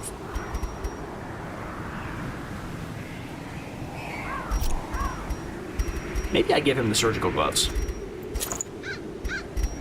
And then after that, we'll pick something for this guy. He's not stunning anybody. I just want to make sure. Yeah, minus stress. It sounds good. Yeah, this is actually a lot sneakier than you might think. Book of Holiness, minus 20% stress, might be a lot better than this level than you might think, because I can have him protect teammates. And then at the ruins, there's at least 2 enemies. There's 3 enemies that apply stress. I guess there's 4 once you get to the higher. Because you've got the guy that yells at everybody and he causes horror. Actually, that might not start till a tier 2, but there's the guy that throws the Tempting Goblet, and then there's the Cultist guy that also the Stressful Incantation. And having him jump in the way of a teammate that's getting targeted, and then have minus 20% stress on top of that, he can essentially kind of mitigate some stress over the course of the fight. It's not a terrible choice for him here. Otherwise, I'm not... Oh yeah, maybe this item. Plus 10% skill chance, plus 20% stun resist. Well, he can't... Well, he does have a stun, right? I think he has... Rampart? I don't have it unlocked. I could do that. Let's give him Rampart. We'll be running dual stun guys up front. That's fine. Everybody else deal the damage while these guys stun. So we'll give him that item. Where's it at here? Stun Amulet. And that means that I need to step back for real quick here and unlock that ability on him. We'll put him in here. We'll unlock Rampart. Stun. His chance of stun goes up. Now I need to figure out what ability I'm going to get rid of for that. I could do Crush. I don't think Crush is that necessary on this comp. Because raw damage, if I need raw damage from a frontliner, I'll lean on my Crusader since he deals damage to Unholy. Yeah, so we'll go ahead and lock that in now. Switch over from Crush to Rampart. And then after that, see if there's anything in here I want to select here.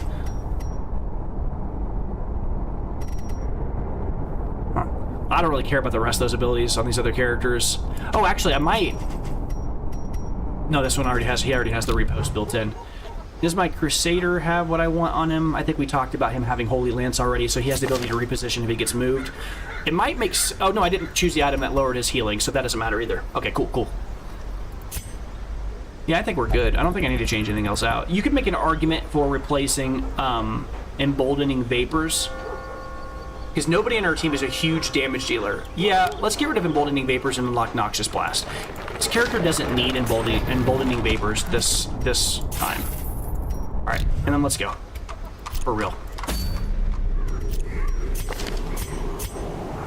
Make sure I selected all those correctly. I did. Alright, and we're going into, make sure we're smart about this, we're going into the Ruins. Now note, this is a medium quest, this is not a short quest, right? So this is going to be a little longer, and these guys are all zero, so the threat is actually kind of real here. Alright, so there are two, we've never had a quest like this. This quest, Consecrated Essence, we have to use these items on specifically this mission has a unique curio that we're going to have to use this on. Use it to purify corrupted altars. You know, I just said that, but at the courtyard we had to burn those egg sacks. Although that was actually easier because on those missions they let them stack. I don't know why they make them 3 separate items. The upside is, on these missions at least, as you use them they leave your inventory. There's actually another kind of mission you do these on where you actually collect things. I hate those ones because then you have less slots to take items home. That sucks. Alright, so let's go ahead. So this is a medium mission. I'm going to take 12 food at base, and then I'm going to look at my team and decide if I have very many healers. I have 2 healers, but they're not healers primarily. They just have it as secondary. So I might bring a few extra food just to have extra healing. Then I'm going to take, this is a medium mission. I'll take 3 shovels. No, this location actually has... like a jewelry cabinet thing you can shatter,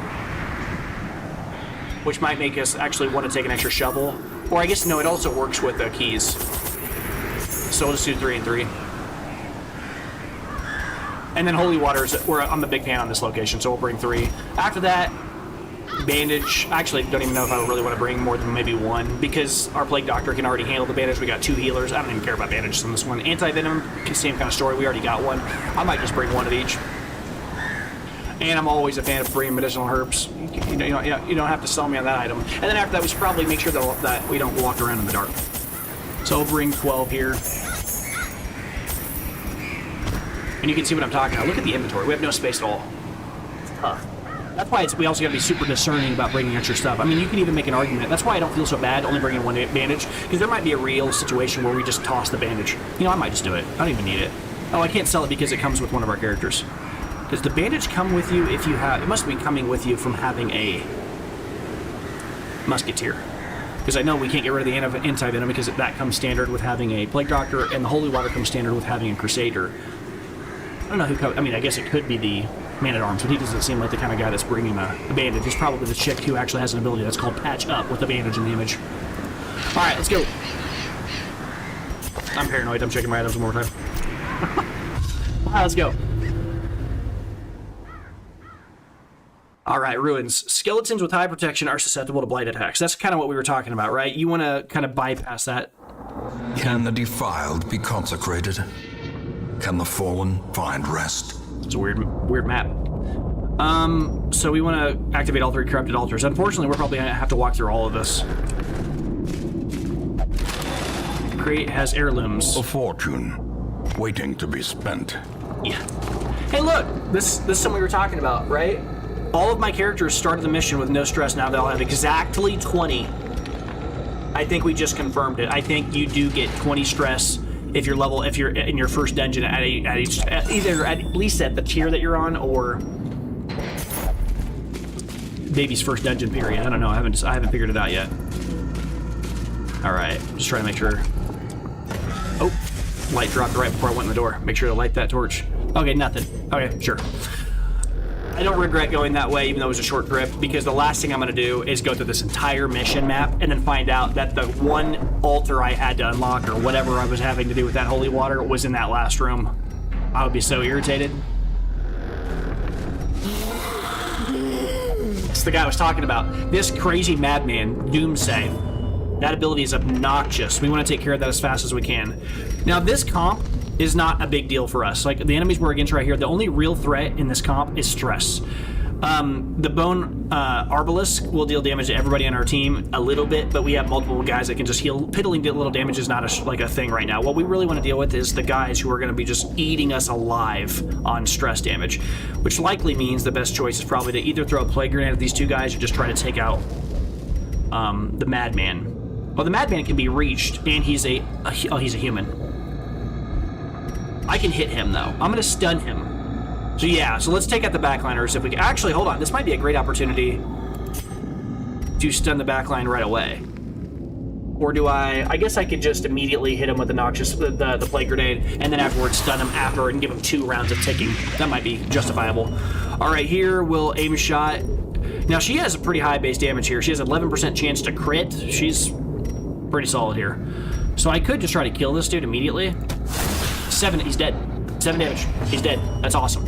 All right, now from here... Oh, dude. I forgot to switch to stun. This guy's got Paralyzer's Crust. We have a useless item. Womp womp. Huh. That's no big deal. Back to the pit. That's no big deal. We don't care. All right, but this guy can do our stunning for us. It's okay. Can't believe I missed that. That's okay. We do have another guy that can deal. Death. Unforeseen. The stunning. Unforgiving. That's real awkward. Ooh.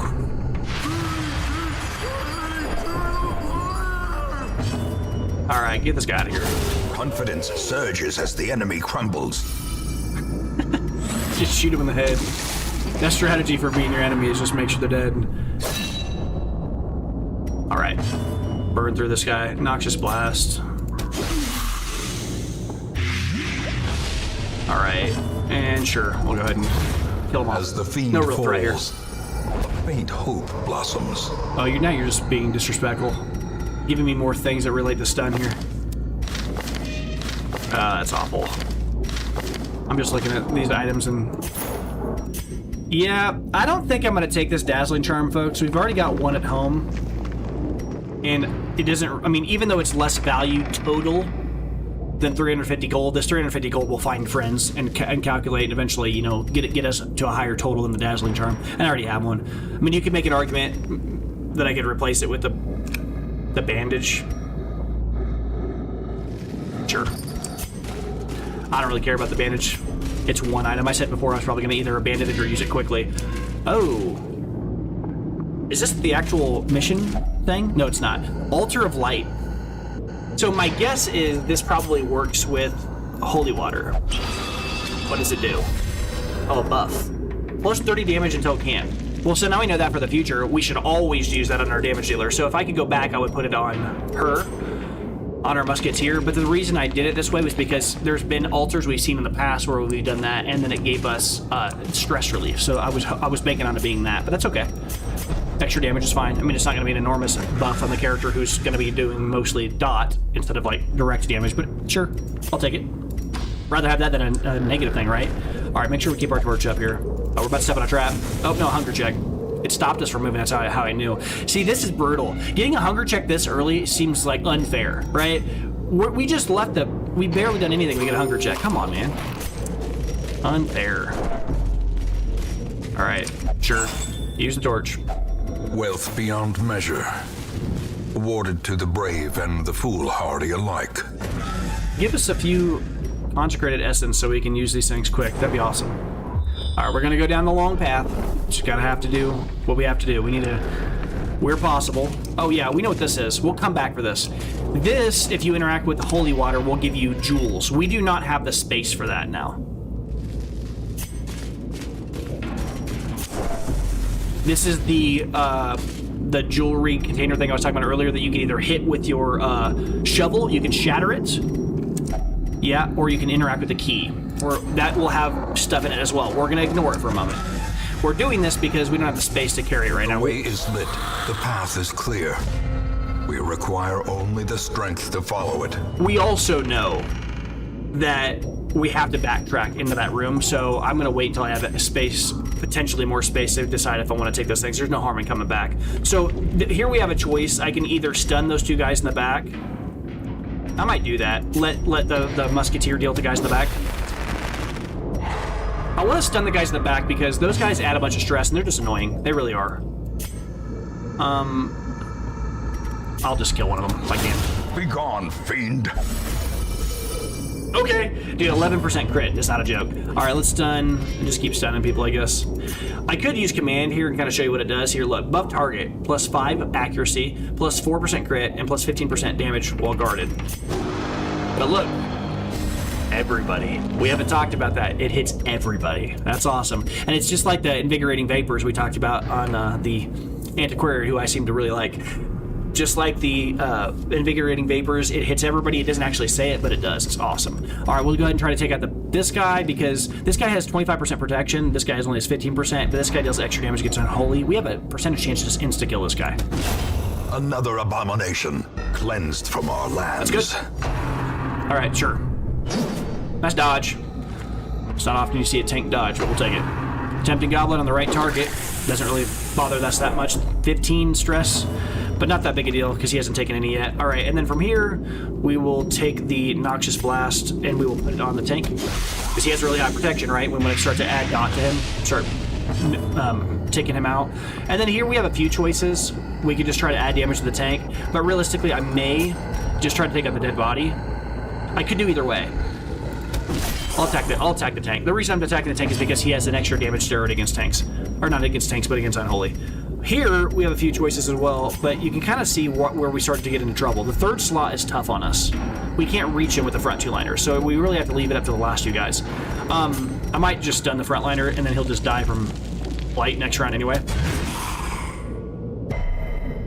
Sure. And then, if we get to go now, yeah, we might be able to just kill this guy. Okay, see, last time we hit for 11, this time we hit for 6. I mean, that was a crit. By inches. Tempting Goblet's not a joke, man. People underestimate that. The extra stress adds up over the entire fight. I'll go ahead and just use a heal. It's not a lot of heal, but healing for one is healing, and I'm gonna kill this guy anyways this round, so. Press this advantage. Give them no quarter. No, I guess I could have milked it a little further and then let our musketeer use patch up. Oh, I'm not going to use this for healing because I got that random hunger check, and this immediately caps us off, which is great. I'm going to leave the Onyx. These are the kind of missions where you don't actually have the option to do something like. Oh, actually, it's a longer mission, right? Oh, nice. I might drop the Dazzling Charm for it. The Dazzling Charm is a common item, which is worth like 750 gold. Switch it with this. The Onyx is already worth 500. There's a chance I'll find more and I can stack them. Let's do that. Again, talking margins here, but I'm gonna do it. All right, we don't like this at all. In my experience, you try to stay away from this entirely. I don't like that. Because you can get claustrophobia from interacting with that, and that's an annoying negative chord. The match is struck. A blazing star is born. 60% chance is our highest chance. Oh, that's a weakness on our team. There's a 60% chance of hitting this. Hey, nice. We'll take it. 8 stress release. That's good. Trap disarming is a weakness that I wasn't even thinking about for this comp. Oh, look, that's great. Look in the background. That's the thing we're supposed to use in this item on, which is great because now we have an extra slot to interact with for the rest of the mission. That's great. That's great. All right, here we'll go ahead and go down to... Maybe we'll get lucky and get another one right in a row. Ah, nope, that's okay. Stacks contents. We got 100 gold. Whatever.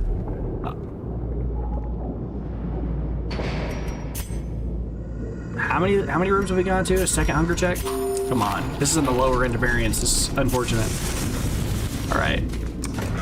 This is one of the reasons why people don't realize how awful it is to have to walk back, especially early. We've been pretty lucky with the surprise. I think every fight, maybe one that we didn't have surprise trigger, but these two bad guys are what I'm talking about. These two backliners can really annoy you. I'm gonna try to stun them both. They apply so much stress. I don't want to deal with it. All right. These frontliners are actually he has protect, but this guy has none, so he's just gonna take raw damage. Actually, yeah. Our Crusader can deal almost full damage, basically offset the protection with his attacks against this guy. We might be able to just like have everybody attack the role that they're kind of beside. So the tanks will take out the tanks or the frontliners, and the backliners will take out the backliners here. So I'm just gonna try to take out the character who has a higher amount of health. 1 health short. That's okay. I'll let the Plague Doctor deal with. Yeah, between the two of them next, the Plague Doctor can now. Yeah, actually, this will work out really well. We'll see what I mean in a second here. So I'm gonna try to stun one of these guys. I think realistically, it doesn't matter. Who has the highest health? 15 guy. Well, I missed him, so it didn't really matter. All right, and then from here we will try to just kill the bone guy. Another one falls. Sure. Looks good. Now, if the Plague Doctor gets to go before either one of the backliners, we kill one of them immediately. We can kill this guy if he doesn't get to go first. Oh, Tempting Goblet's not great. Nice dodge, though. Nice. So now we're going to use the not Noxious Blast, but Light Grenade and just outright kill the Cultist Acolyte while also applying damage to the Bone Courtier. Their formation is broken. Good. Worked out pretty well. The offensive. And then here we'll, I might actually take a turn off here and just start removing stress from people. Because we're not in a real threat right now of losing. All right, good. Knock him out. Stun him.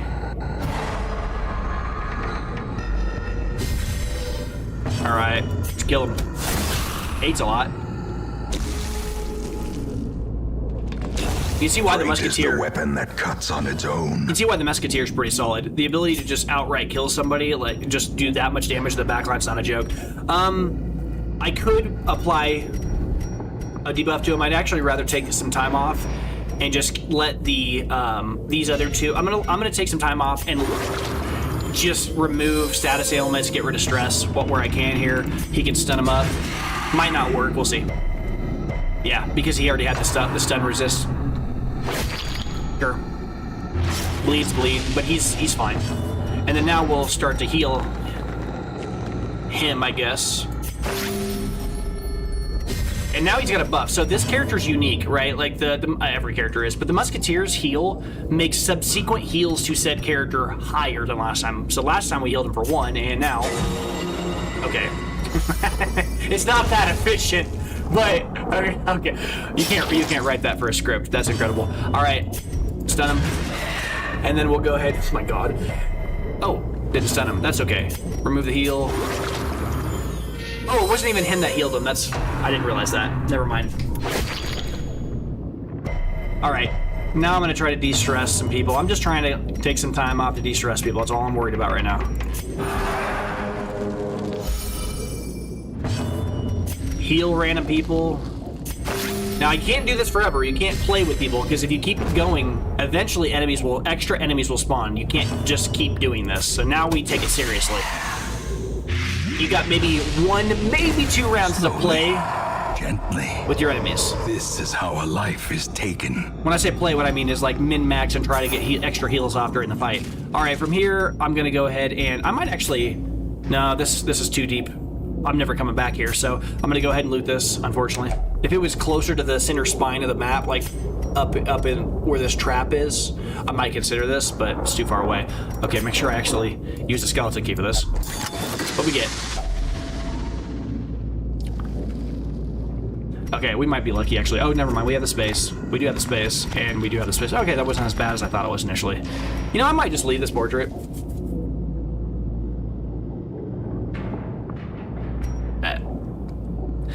Would I rather have that or anti-venom? Yeah, let's get rid of the anti-venom for it. Do you see what I mean? I don't really care about the anti-venom that much.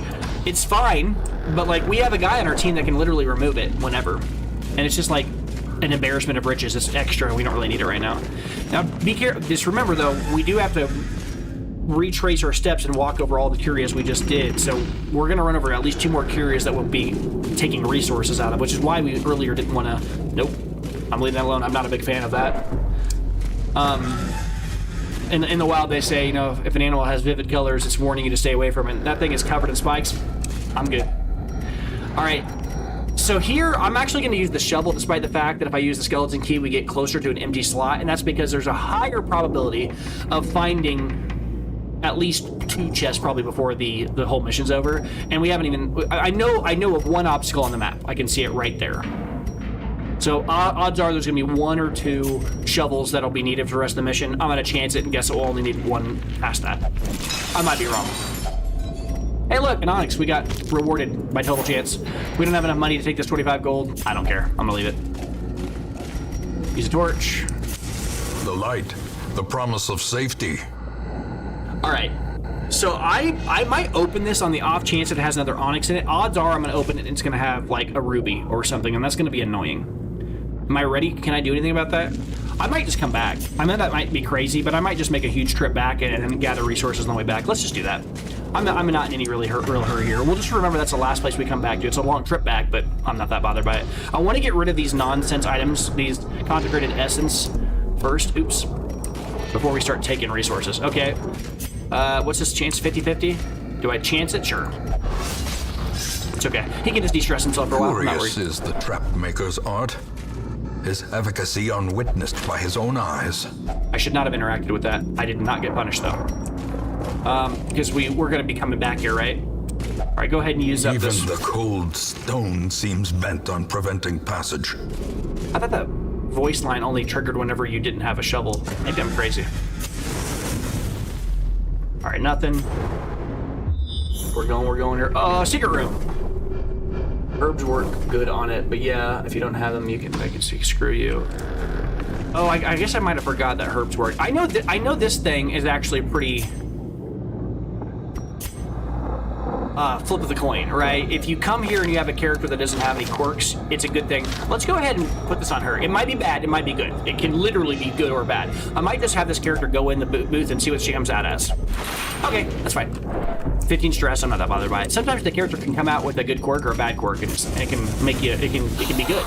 Remember, getting a bad quirk isn't always bad. You might get a bad quirk that's good, like Winded, and then you have an extra thing to lock in that's good for you. All right, from here, the biggest threat here is going to be the Bone Arbalist, because Bone Arbalist can apply a bunch of debuffs and like make subsequent like dodging harder.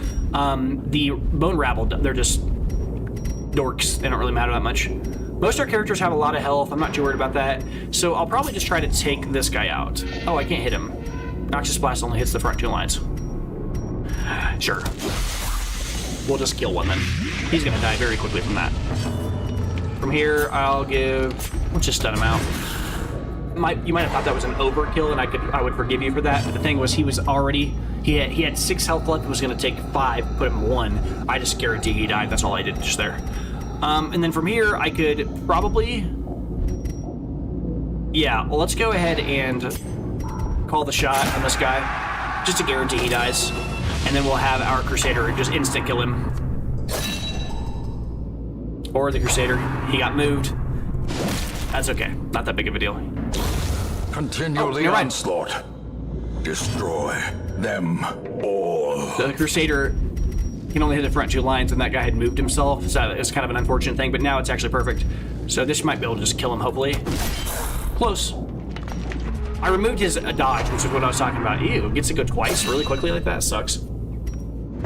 All right, here I might just heal or just kill this guy. Devastating blow. I didn't expect a crit, but that actually makes sense though, right? Because we saw earlier plus 30% damage until camp, so he actually can deal more damage at base with that ability than normal. Now I'm just gonna keep spamming patch up on this guy. Because every time I use it on him, it'll heal him more than last time, and he really needs it. He's a tank, and he can also target himself with it. There's some synergies going on here, right? They heal themselves. Sure. As long as he doesn't get stunned, doesn't really matter. Alright, we'll stun him out. Take some time to heal our guys. This guy can't do anything anyway. Everybody on our team can heal except for that guy, so we're just going to spam heals on this guy for a minute. Get him back up. Spam heal. It's like build your own Vestal. I don't want to take a chance to accidentally kill him before he gets to heal himself and get rid of some more of that stress. Look at that. It's like it never took damage. We need to finish this fight quickly, otherwise more enemies will spawn. See what I'm talking about? We don't often see that warning, but he's gonna die anyway, so I'm just gonna go ahead and use a few more abilities on here. Does this kill him? Sure. Alright, but you can see we're already back to where we were. These nightmarish creatures can be felled. They can be beaten. We do have the space to take this extra portrait. I'll probably leave the money. Unfortunately, that's 350 gold. That's a solid amount of gold, but I don't have the space right now, and I'm not dropping a shovel for it. I could drop the 2 onyx, but it's worth 1,000 right now, and if I go back and get it, and even I get 1 more onyx, we're almost there to be able to pull a 2,000 stack. If I just need to get 2 more, and the odds of us finding 1 more is pretty high. Finding 2 more might be worth trying that out. Especially since we're going back and using the holy water on that jar we found earlier when we finally go back home. Do I care about this damage stone? Plus 10% damage, but minus 4 dodge. We have this at home, right? Would I rather just have the extra gold? I think I would. Just drop the damage stone. Sure. It's a common item. We'll find it later on anyway.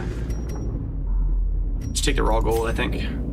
All right. Oh, what am I talking about? We're fighting over pennies right now. There's a secret door here, so we're gonna have to drop everything probably at some point. So we really need to focus on trying to shave items and space out. But look here, we do have 1 more obstacle. There's a real chance that we're gonna run out of. We're certainly gonna run out of shovels. Oh, look. Yeah. All right. Chance it. Disarmed it. Better lucky than good. All right. Now we're out of shovels. Hopefully we don't see any more of those. That's fine. We'll just ignore this for now. Kill the guys off. Ooh, glad I did that trap a second ago. Game's being dirty. Alright, sure. We will just start killing people. The what do you want to call it? The threat of what they could have done to us has already occurred. Putting all that stress on us, now I'm just gonna try to kill them then. Executed with impunity. Alright. Okay. They're gonna get to go first because they're fast. Okay, leave him alone. Okay, cool. Didn't go to the same target this time. Lucky. Alright, sure. I don't care about it going on him, that's fine. Sure, let's just play this ability once. We haven't used it yet. Sidearm. Just attack somebody at random. I'll attack the dead body, see who it hits. Sure. I killed the other skeleton. I have no control over it anyway. It's kind of funny. Alright. Heal, I guess? You aren't going to die. Or, I mean, you're not going to... Well, I just kind of said something random there. My brain, I guess, is unmushed. But you're not going to add any meaningful damage to anything if you attack there anyway. Oh, actually, he has noxious... No, that only hits 1 target. I would have had to have used the 2-target noxious ability if I wanted to hit anybody there. Do I chance this? Do I go greedy and use the inspiring heal and hope that he hits this tempting goblet on somebody that's not the Crusader this next round? I think I want to. Exactly what I said happened. Okay. Whatever, dude. All right, we still haven't camped yet, have we? Well, that's funny. I'm just gonna let him bleed himself out. He's gonna die on his own. Use everybody else to heal people. This guy is gonna die from blight. Sure, doesn't really matter what you do here. You're not really attacking anyway. See, this team is very defensive, but it's actually kind of funny to watch it work. Oh, the crit's nice. That takes away a lot of that extra stress. That's good. That was really good. He just dies. Great. The blood. A trifling victory. but a victory nonetheless. We're gonna need to start taking this at some point in a serious way, but we can't afford it right now because this location has so many good. Look at this, another jewel thing. That's 3 of them, and we don't have the holy waters to open them all. Camping might screw you, you'll run out of food. Oh, I always hold exactly enough to have 1 camp and 1 hunger check. I think we'll be fine. I mean, you might be right, but if I kill all the enemies first, then camping, I won't care if we get hit by a camping hunger check, even if it hits us with a stress thing. I'm not too bothered about it right now. I'm gonna run to the rest of this room real quick. Crap. Look at this. Mind that such missteps are the exception and not the rule. See, we knew this would happen. And that's gonna trigger his resolve. Hopeless this time, huh? Not gonna be powerful for us like last time. There can be no hope in this hell. No hope at all. All right. We got a little unlucky with that. Look, that's 4 shovels that we would have used this round. Oh, that's nice. Cool. So I'm gonna walk all the way back to this room before I use the camp. And the camp will be nice because our Crusader has the ability to. I'm gonna go inside this room, actually use it right now, and then come back out and open that. The Crusader has the ability to use like a courageous, like, you know, speech or whatever, which will really help us here. Unless he doesn't trigger because he's hopeless. That would suck. We're gonna find out. A spark without kindling is a goal without hope. I understand what you were saying earlier. You were suggesting that if I used a -10 stress from... Yeah, I know what you mean now. What I was saying is I usually go with the 4 unless I have an abundance of health. We're on the same page, I follow you. You were saying don't do the -8. All right, so here we've got minus 25 stress, if afflicted, -15 stress, and prevents the nighttime ambush. Yeah, Zealous Vigil, that's good. -40 stress. Yep, that worked out really well. See, -25 stress, if he's afflicted, which he was, -15 stress, prevents the nighttime ambush. There could not have been in the game a better luck camping skill that he happened to have. I didn't check that before this, I got super lucky. This guy is like, -25 stress, and he's afflicted, and we got that nighttime ambush. This actually worked out perfect. We couldn't have asked for a better outcome there. +10 dodge to the entire party, plus crit to the whole party. It's actually incredible. Tactics is plausibly what we do here. Healing teammates is probably not what we really care about. Minusing stress would be good. Minusing stress would also be good here. All companions +4 speed for the next few battles. Man, we got some really good stuff going on here. Let's go ahead and do tactics, extra dodge, and let's go with let's give everybody extra speed. The next 4 battles. All right, don't have to worry about stress if we kill the enemies off. What's this? You gonna stress yourself out for some reason? Anybody else have 1 cost? No, they don't. Rest. No nighttime ambush. Yes, I married once, but she is dead now. I feel strong and powerful and scary. Okay. This is not so difficult after all. I'm hungry. Okay, sure. In Radiance, may we find victory. All right, let's step outside real quick. Back outside and go open that jewel thing. I might... No, I need to use the... I was thinking about doing this a reverse way and use the holy water on the next 2. That way we take less from this and have less slots that are demanded on right now. That's pretty cute to do that. Let's just go ahead and do this now. Take it all. Oh, 4 citron. Oh, they're all consolidated. That's nice. Okay, and then we'll use... I've never seen that happen before. 4 of the same jewel. Okay, this is fine. They all stack in the same thing. Actually, this worked out pretty well. Yeah, I'm pretty happy with that. Now, again, a few of these are going to have to get dropped because we got a treasure room coming up, which is a blessing in disguise. Didn't really expect to have that roll, but we'll go ahead and use the holy water here. See what we get. Any good jewels? Sniper's ring. What is this? +15. Oh, my... I could drop the archer's ring. We already have 2 of these at home. Let's do that. Just replace it with the sniper's ring. Yeah, because this is +15 accuracy if I'm position 4, +5 if ranged accuracy. This is insane. Like a stripped upgrade, and we got a citrine. God. Archer's Ring I don't really care about. We already have one at home. That worked out crazy good. Hold on.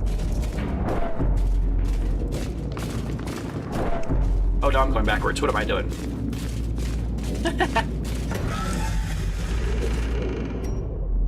I got turned around somehow there. Taking extra stress for no reason. Let's finish this up strong. We gotta end this. There's an enemy coming right now, so we'll make sure we're topping off on this. As the light gains purchase, spirits are lifted, and purpose is made clear.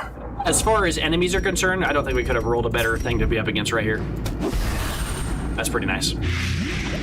Just take him out real quick, stun him. We're super fast. I'm not gonna worry about auras and like helping the team and give like battle auras right now. I'm just gonna try to take them out as fast as possible. Most of our characters are super quick. We got a lot of buffs for going on right now. Let's just end this if we can, super quick. And then have her just kill somebody. I guess I could have you take a second off to heal. These guys are gonna die anyways, very quickly anyway, so just get some heals going. Our heals are in piecemeal on this team. We got to keep that in mind.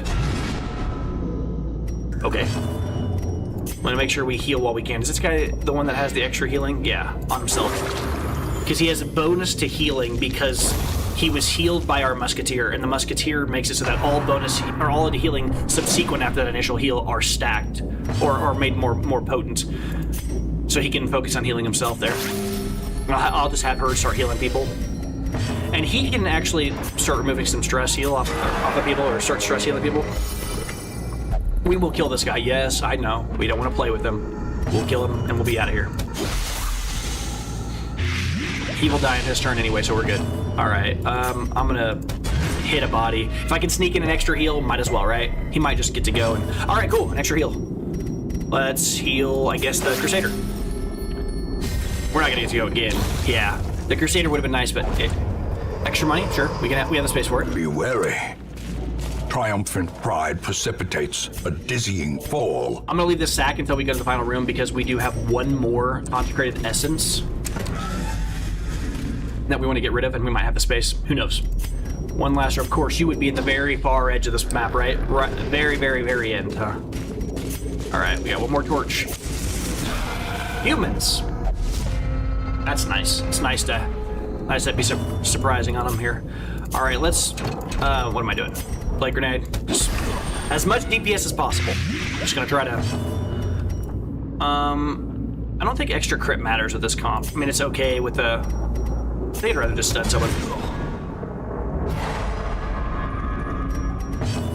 All right, just try to hit somebody for a lot of damage here. Yeah, what's this guy's? He's gonna take what, 4 per round for the next few rounds? Interesting. I could just kill him, and he just dies. That's just one extra guy that's gone here. Well, I don't want to use this. I don't want to use sidearm because then I might accidentally kill the guy who's already dead. So let's try to be deliberate here. Hit the back runner. I might have just killed both of them. Nice. Just take out both of the, and then I leave the 2 guys that deal a lot of damage to single targets, but that's okay. Nice dodge. All in all, that went pretty well, huh? All right, try to take this guy out. I'm taking this guy out instead of the other guy, even though the dot is going to have less time to tick, because he's going to die anyways, because this guy has a stun resist built in for this round. And then we'll rotate and have this guy try to stun the other guy. Pretty nice. Yeah, all right. All right, so here we've got a quick kill here on this guy again. We have no real meaningful reason to heal anybody here. Everybody's mostly topped off. Just in these guys. He gets to go, sure. Since he's gonna die just from existing, I'm gonna take a turn off here and just keep on stress healing. Compassion is a rarity in the fevered pitch of battle. All right, we're gonna patch himself up here. Get rid of that bleed while we're still in the fight. Maybe we'll get lucky and he'll get the chance to actually, let's not attack him. Okay, sure, you don't want to be targeted. You're not worthy of improvement, my god. All right. This expedition at least promises success. I'm not gonna take this disease charm. There's a few reasons why. The first one is it's gonna get thrown away anyways. It's better than the blood. It is. But I'm gonna throw the blood away anyways. I mean, on principle, I guess I could switch it out, but sure.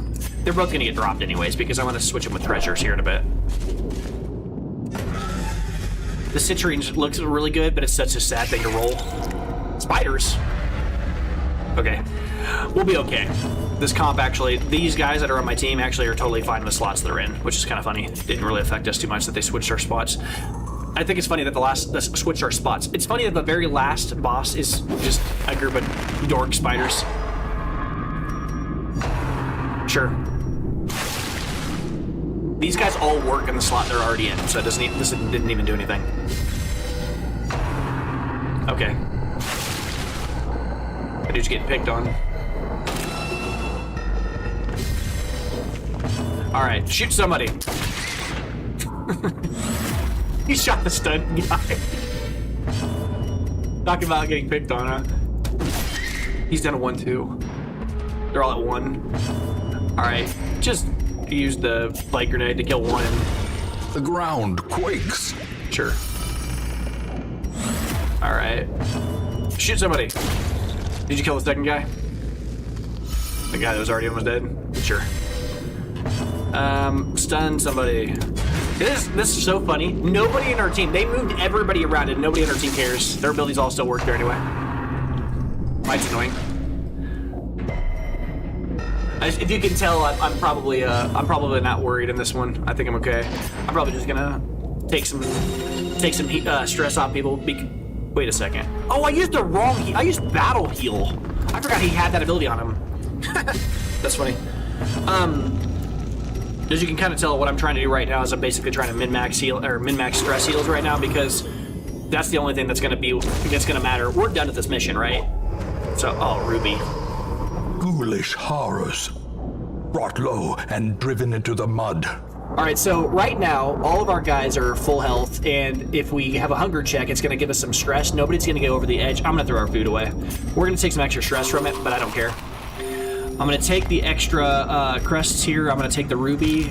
We have no more on the whole mission reason for anything other than, well, I guess I was just told that medicinal herbs work on the Iron Maiden. We need to keep this skeleton key because we're going to a treasure room.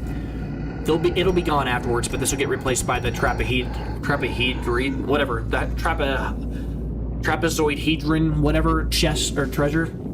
Oh wait, these kind of stack, don't they?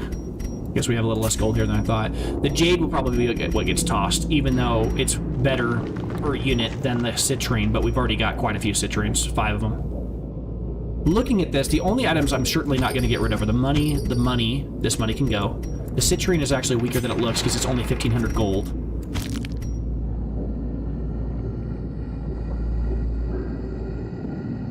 It's bad math. It's 1,250. Shut up. Alright. That said, though, the ruby's already better than the citrine stack, so I probably want to get rid of the citrine and just take the ruby. Well, if I was going to have to choose between the two, because one ruby is already worth 5 citrine. Citrine's poor things. I really wish they had changed the way the game worked on rubies and these things and made them like a space-oriented thing, because this item is not valued the same as this item. 5 of these is the same as one of these, and this is already capped out. You can't carry more than this. Alright, is there any reason to take the money? Oh, this is another thing I'm certainly not getting rid of. This is another thing I'm certainly not getting rid of. They're full stacks. This is not a full stack, but it's pretty close. These are also not full stacks, but pretty close. I do not care about this random disease charm. I don't really care about the medicinal herbs. I don't really. If we get back to the Iron Maiden, we get back to the Iron Maiden. I don't really care that much. At this stage, really, it's probably the jade that I drop, right? Because the onyx is already worth more. This is such a weird stage. I've got so many random little dork items. What am I min-maxing this when I literally have the money slot already? I was doing that. That just happened. I already had the slot. Whatever. No, don't. Return to Hamlet. Continue adventuring. That stuff scares me sometimes, actually. Fear of clicking that button. All right. Let's see what we got left here. Oh, we need to switch everybody around. Get the chick up front here. Switch around here. All right. Open this sack. Sack's empty. That sucks. Backtracking, trying to see what we can get here. Alright. Sack again. Sack is not empty this time. Cool. A little bit of money. Handsome reward for a task well performed. That's brutal. The sack's on the way back, like 0 gold and then 50 gold. Come on. All right. So now we go down this route and we get our huge treasure payout. This is such a nice thing to have at the end of the mission. Just a huge treasure payout here. All right, open this up. Make sure we don't screw this up. Use the skeleton key on it. Packs laden with loot are often low on supplies. Okay, this is one of the 3 heads that were mentioned earlier. I mentioned 1 head, but there are 3 heads, unique heads that you can find in the game that you can only find, like, I think in the treasure room. There might be another way of getting them, but these are super rare. So if you've never seen one of these items, it can only be triggered in a unique way, like through like a treasure room like this, or there's a few other rare ways you can get it, but this is a super good item. For whoever's holding this will just flat out get plus 25% damage forever while they're holding it. Minus 10% health, we've talked about that, I don't care about that. Plus 20% stress is not a joke, but later in the game, you can offset that pretty easily. 25% damage steroid is serious. This is an incredible find. We love this. Hedron is great. And then now the question is, what would we drop for the Hedron? And the answer is probably the disease charm. I don't know if I really care about the medicinal herbs, because I don't think I'm going to go clear back.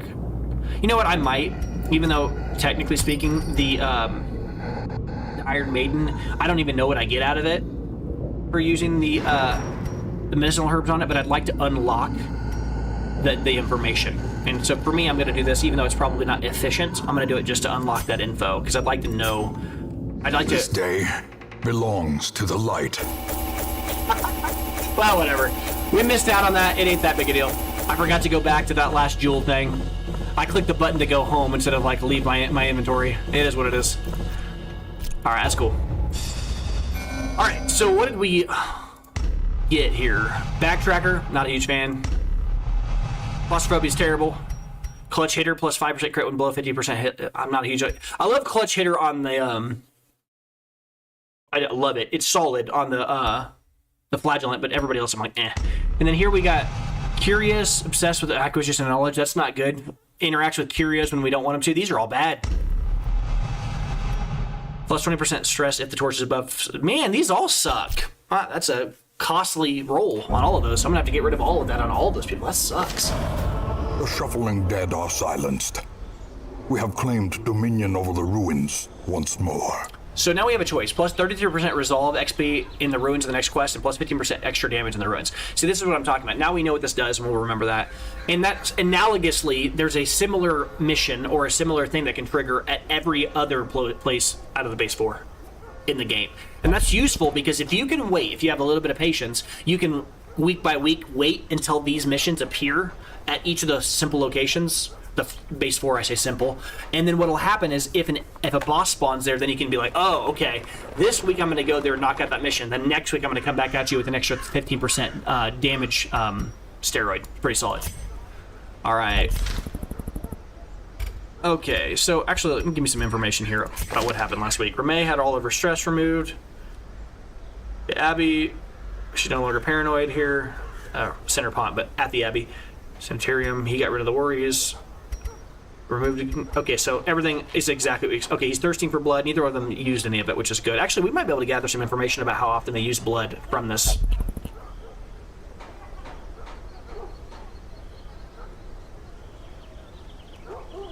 Has controlled our urges for now. What week was that? That was week 12. Or week... Hold on. Week 1.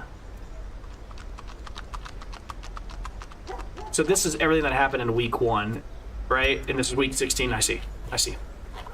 So what week was their thirst quenched? The week was in week 13.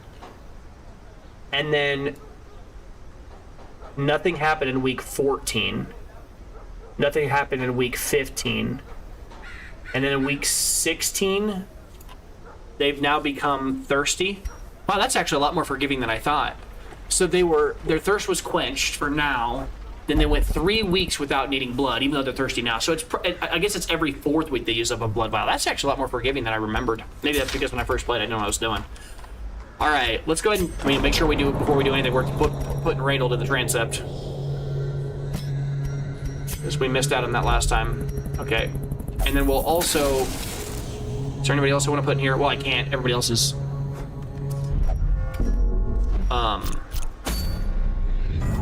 bloody, or, you know, they've got the Crimson Curse. Oh, look, we unlocked the next boss here. Yo. We unlocked the next boss there. And then, of course, I put... Could have done this a much better way. I should have come out here to check and see. The next boss just got unlocked, the Sonorous Prophet. And I just put Reynold in there. I can't bring Reynold with us anyways, right? Wasn't Reynold... Wasn't he, like, stressed out? Didn't he have an affliction? No, it was Furnival. That sucks, man. Oh, what am I talking about? I couldn't do that mission anyways, right? Because the Sonorous Prophet is a level 1 mission, or like a lower level. Yeah, so we couldn't have brought... I don't feel as bad now. Reynold couldn't have gone with us anyways. Yeah, no, what I'm talking about right now, I guess I'm kind of just talking and not explaining my thinking process. We just unlocked another boss. I guess it's at level 3 you unlock the next layer boss. I didn't know that. But anyway, we have another boss here, the Sonorous Prophet we could go do right now. And I realized, I was like, whoa! Well, we just got Silence in the Crypts, right? So we can go do this mission right now and bonus up on the extra damage against that boss. It's probably a good idea to go do it. What do we roll here? Focus ring, plus 10 accuracy, plus 5% crit, minus 8 dodge. Yeah, I like that. Is it the best item in the world? Nah. Is it a good item? Yeah, I would certainly put this on, you know, this character, right? We just saw this character can crit pretty hard. Extra accuracy, extra crit, just hitting her shots every time. Consistent, boring, but high DPS. Yeah. This is a good roll as far as items are concerned. What other things? I probably shouldn't even look. It'll make me bummed out that we won't be going to do them. Probably won't even go after these other items. I don't even care about these. Well, Sun Ring's alright. Plus 10% damage if the torch is below, or is above 75. Plus 5 accuracy if the torch is above 75. It's basically just, you know, Warrior of the Light. He doesn't have Warrior of the Light. Furnival does, right? No, it was, what am I talking about? Reynold, as I try to fail to show you an example as I'm talking about it. Warrior of the Light, right? So this is an item that gives the character basically Warrior of the Light. That's actually pretty solid, but we have no choice. I love the Berserk Mask. Wish I could get that for the Leopard. Plus 8 crit. On a character who only has like 1 base crit is really good. Like 1 in 10 hits actually crits instead of like 1 in 100. Plus 3 speed's pretty solid too, because then he just starts whooping people, hitting for a lot. Now you might look at that and be like, well, that's a lot. Like, well, that's crazy. Why is it so good? The minus 10 virtue chance I also don't care about. Minus 33% healing received matters. But what you essentially have to do is just accept the fact that you're going to have to waste every 3rd ability on your healer, or I guess every 4th ability, extra healing that guy. That's okay. At the cost of critting like an enormous amount on your damage dealer, yeah. I really do like the leper mask, or the Berserker mask.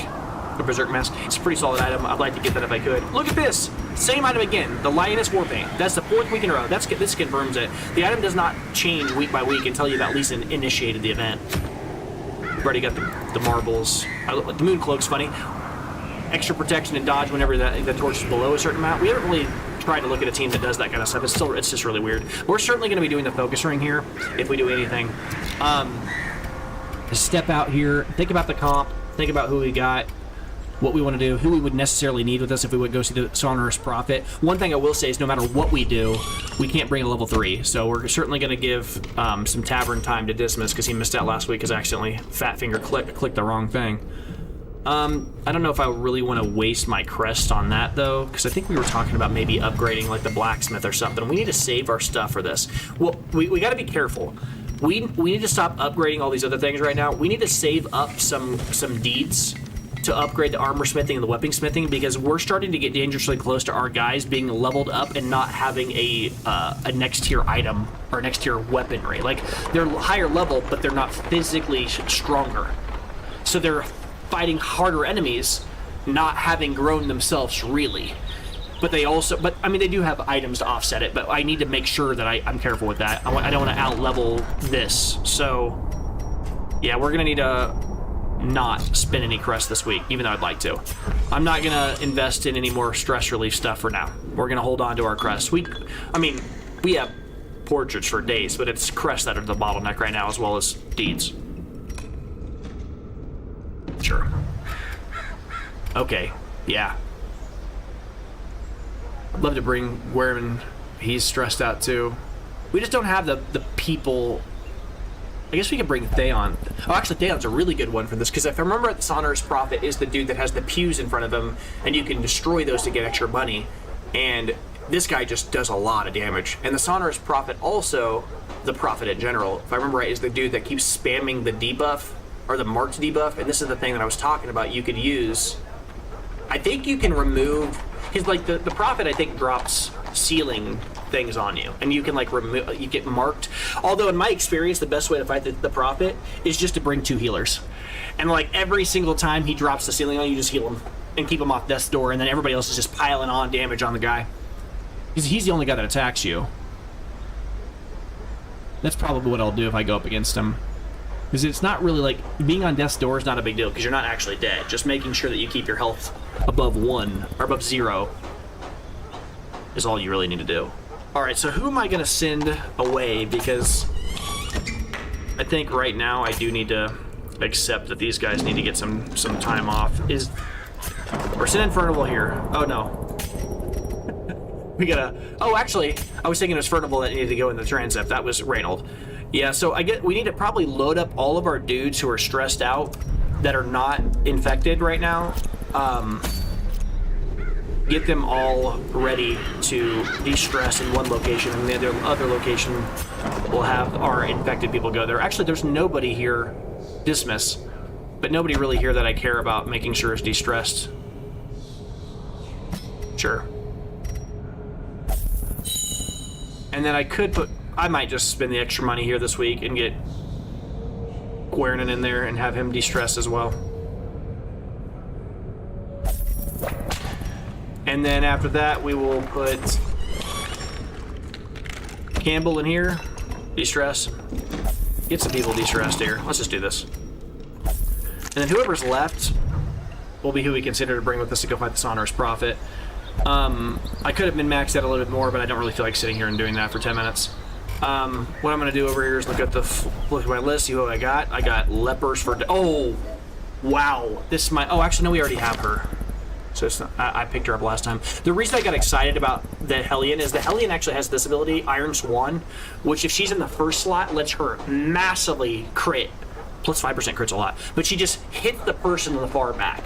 So she's just using the halberd and she's just reaching in the back and slapping them for a lot of damage. And if it crits, it can just be devastating. So you load up, like, let's say you bring the Plague Doctor with you, put invigorating vapors on her, and then she's just got reach for days and she's just slapping that Sonorous Prophet. Now that's a different strategy than what I was just suggesting a second ago. One way of fighting the Sonorous Prophet is just to try to kill him as fast as possible. Another way of fighting, or I guess the Prophet in general, because he's the dude that takes up the last slot. But he's also weirdly an enemy that actually has like 3 non-enemy sprite-like things you can interact with in front of him. Kind of like the weeds we saw when we were fighting against the Crocodilian. If you destroy those 3 pews in front of the Prophet, every one of them that you destroy when you leave the mission, I think it's like a literal item called like Broken Pew or something like that, and they're like worth like 3k. They're pretty solid. I discovered that totally on accident once playing against them, so it's worth breaking those things down.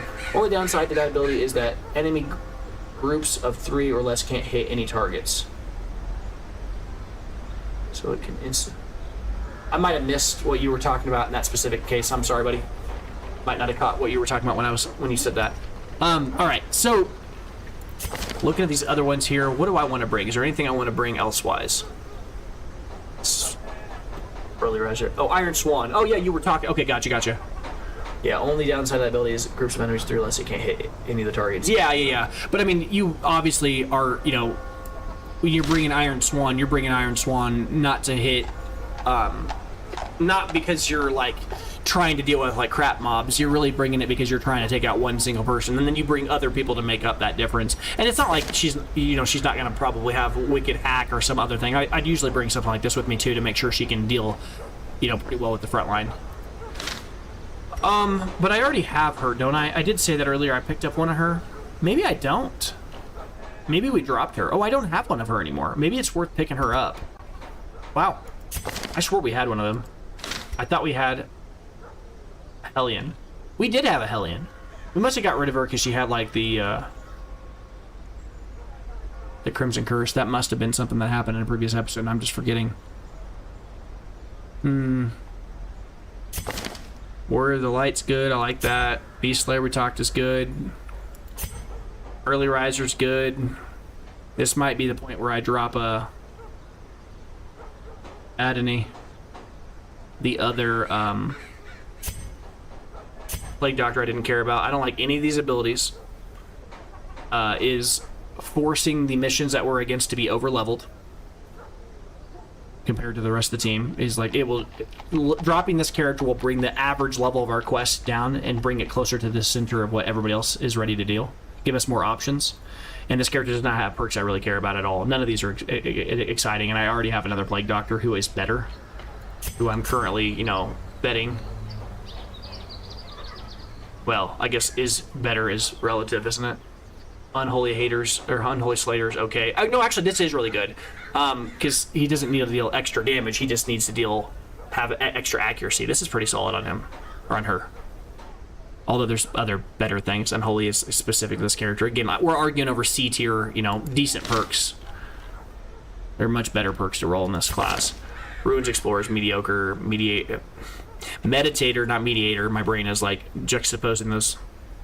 Stress in the Warren, Infirm. I don't like this character. The class is not the most impressive right now. We're going to go ahead and drop this character and get us. It is done. Turn yourself now to the condition of those poor devils who remain. All right. I don't think we're going to be taking a leper. We have 8,000 lepers. We have 2 lepers that both have really good abilities. I'm making a joke. And neither one of these have actually good abilities. These are non-starters. We're not taking them. We're taking Harriet here. Barbaric rage and unrelenting savagery make for a powerful ally. All right, let's see what items we roll here. Oh, there's the Sun Ring I was just talking about. That might be worth just buying. I mean, literally, it might just be worth outright buying. Debuff Stone, extra debuff skill chance. Pretty solid if you're putting it on the old Occultist here, because he's constantly spamming people with, like, weakening curses and vulnerability hexes. Bleed Charm plus 20%. Oh, Bleed Resist. I thought it was extra bleed percent. I was like, that's insane. Healthstone. I wouldn't run that item if you gave it to me for free. That's a joke, I would, but I'm not a big fan. Extra HP is meh. Sun Ring's worth it. I might buy that. Alright, from here, is there anything I want to do? I gotta be really careful with money now because I'm only at 1,200, but this is actually the whole reason why I was talking about storing extra items. So here we will sell a Paralyzer's Crest. Get 1,500 gold back. Is there anything else we have? Sort. Already did this. Click the wrong button there. I meant to click sort by rarity. Alright, see if there's any items that we have duplicates of. Yep, the Virtuous Chalice. And the Swordsman's Crest. And the Witch's Vial. That's it. And we'll hold the rest for now. And that gets us back to about the same amount of money that we had before. That's why I do that kind of as like an emergency fund there. I can just unload some of those items and be like, alright, I didn't realize how close I was to low. I try to always keep at least 10,000 gold in case there's a good item like we had with the Blasphemous Vial, which apparently I cannot pronounce today. Alright, so the question is, what do I want to bring against the Sonorous Prophet? Well, I am certainly not bringing a Antiquarian. I usually don't bring Antiquarians against bosses. I'll bring them occasionally. Sometimes I bring the Antiquarian with me if I know that the boss has like a AoE attack, a lot of AoE attacks, so I can give everybody a bunch of dodge, or an enemy like at the Cove who is like particularly susceptible to like Blight, because this character can just spam Blight, just like the Plague Doctor. But there are better options in this case with the Occultist, so... Well, I probably won't be bringing the Occultist. Do I want to bring him? Or do I want to level him up? I could lock him in and start like giving him some quirks. If I'm not bringing him, I might as well. Locking in Early Riser and Necromania is not a bad thing. She's not coming with us. I'm not bringing Senless either, because you don't bring a bleed guy against a bunch of bones. Eldritch Slayer's good. Claustrophobia is awful. -5 crit. Yeah, we don't like these extra things. I do like Eldritch Slayer. Twilight Dreamer is such a weird ability. I don't know. He doesn't really have that many abilities that are impressive here. Eldritch Slayer's okay. I mean, Eldritch Slayer's incredible, but on him it's weird because usually I'm not bringing him to fight against Eldritch enemies. There are other people that do better against that. There are a lot of random enemies that are Eldritch, don't get me wrong. I think even, I might be wrong, but I even think the Swine Prince might be Eldritch. He might be a beast, but he might be Eldritch. There are a lot of bosses that are just randomly eldritch, despite the location they're at as that being, you know, a specific type of enemy. So we have a choice. What do we want to level? Is there anybody we want to pick over anybody else? Anybody? Well, I guess we could pick one of these two guys. Yeah, this might be the better one. Well, no, because if I locked Eldritch Hater, there's nothing over here that I want to get rid of. Well, actually, it might be a good thing, though, because then I'm not spending any more money. I could just spend it on just Eldritch Hater and then start working on one single leper. Although I do really like this character, though, too. I think Palmera's slick. Early Riser with two bad quirks that I want to lock, and then I hate. But this is an easy one, right? Easy to get rid of Weak Grip. Infirm. If Infirm gets locked, I'm not gonna cry. I won't like it, but I'm not gonna cry. What I would really hate is if Weak Grip got locked on a character who has two things that I'm all for. Is not allowed to visit the brothel. May not meditate. These are incredible quirks to lock. Negative ones. Let's take Palmera and put Palmera in the. Let's lock Early Riser, and we're going to forget Weak Grip. Now we're getting dangerously low on money. Might have to take a trip after this boss fight. We go do this boss fight in order to make some more money and get our Antiquarian on again. Yeah, I think this is what we're doing. All right. And then from here, I already looked at that. I already looked at my characters. I think here now it's probably a boss fight. That's probably what we're gonna do now. Retrace my steps doing the same thing. So who would I want to bring if I was gonna go fight against a Sonorous Prophet? I do like the Apprentice Abomination. Or say Apprentice, I like the Abomination, Apprentice Abomination, as if that matters there. I do like... Do I have any level 2s? I do. We're bringing Centerpont because level 2s are preferable against an enemy that is gonna be that. The thing is, I kind of need to push this and try to go do this damage, do damage to this guy while I can, because we have a bunch of guys right now that are gonna have an extra 15% damage. This is a juicy opportunity to go take this guy out. Do I have any level 1s? I'm probably just going to take level 1s and just take raw higher stats and accept that he's a level 1, he's a level 1, this is level 2.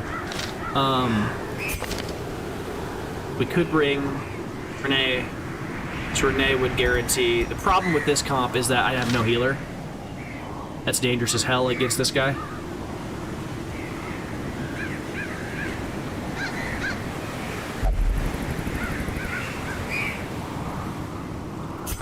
This is not a healer, folks. I've talked about this quite a bit. This is not a healer. He will make you depressed.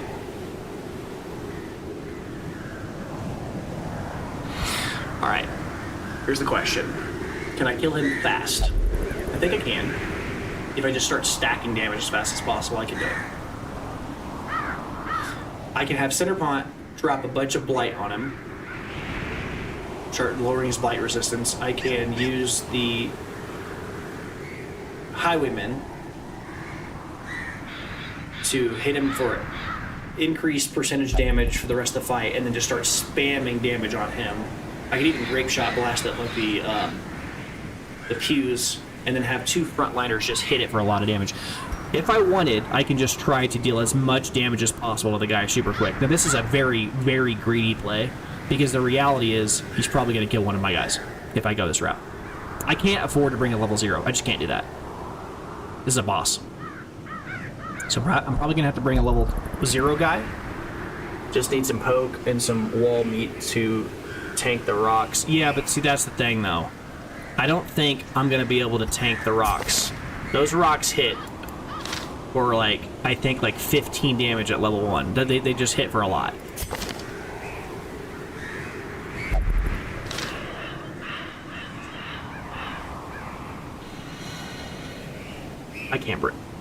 I could bring this guy. It's not good. Early Riser, Runes Explorer. Runes Explorer is kind of funny. I could have him just be the healer. I could do this. High dodge. Yeah, you're We're already that's the comp we already are. I'm not bringing the antiquarian though. I guess I could bring the antiquarian. And then if I did this, make her just spam festering vapors on her while our center pot spams poison darts, and they just remove his blight resist in like 3 attacks, and then after that they just start throwing knives at him. And then the upside here between having these two characters, if I can get another character that can move, then I can constantly move people while the rocks are falling, between the rocks falling. If a person is in a spot where they could die, I can move them, and then the other person takes the damage instead. That's a cute thing I can do maybe one time. I think I have... Yeah, but the Hellion essentially is a different comp. If I take the Hellion, I'm trying to kill him as fast as possible. And here's the thing. If I bring the Hellion has heal, she has a few other things she's doing, but you have to see what I'm doing here. This comp is these two in the back are trying to deal damage to him, and I'm putting these other two up front to try to take out the pews. Because I can take the pews out pretty quickly if I have two guys that are just like dealing enormous amounts of damage pretty quickly. Because these guys he's going to attack 2 things, because he's going to rake 2 pews, and rake 2 pews, and rake, and then after that, they're gone. And then after that, then he can use a ram to try to take out the guy in the back, right? Yeah, because I think... No, Dishonor's Prophet only takes up 1 slot.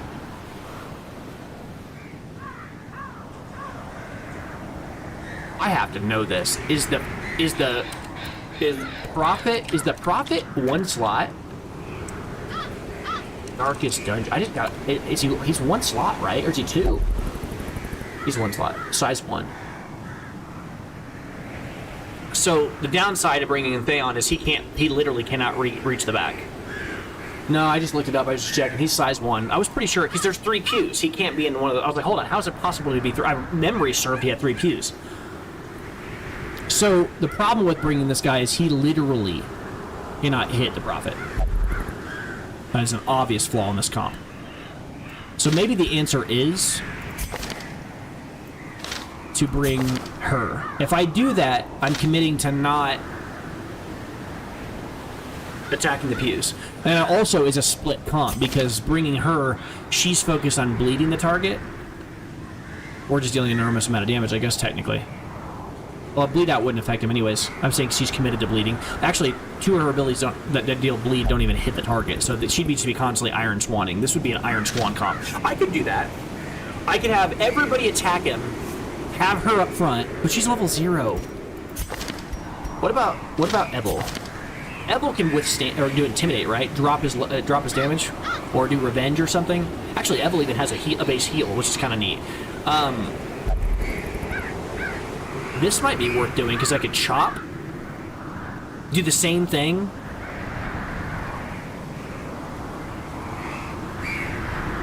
Maybe? Can mark the target. Extra damage against marked, right? Which ability is it? Extra damage against marked, I think. 28% extra damage against marked. He can mark the target. This deals extra damage against marked and blighted. So the 2 of them plus... Okay, yeah. So I could do this. I could switch like this. If I have him use... use Withstand, he can withstand, make himself plus 20% protection, and the blight resist I don't care about, the bleed resist I don't care about, the debuff resist I don't care about. I care about the marked target, right? No, it only targets himself. I was thinking he would target the enemy. Doesn't he have that as an ability? Intimidate. That's what I was thinking. I thought he had the ability to mark, yeah. So if he does this, he can decrease the damage the enemy deals for the rest of the fight. And then also... Wait, doesn't this also mark him? This is self-mark target. Does he have 2 abilities that mark himself? Am I crazy? Self-mark target. He has 2 abilities that mark himself. Never mind. Yeah, because I guess he's a leper. He's like... kind of like hates himself or whatever. I don't know.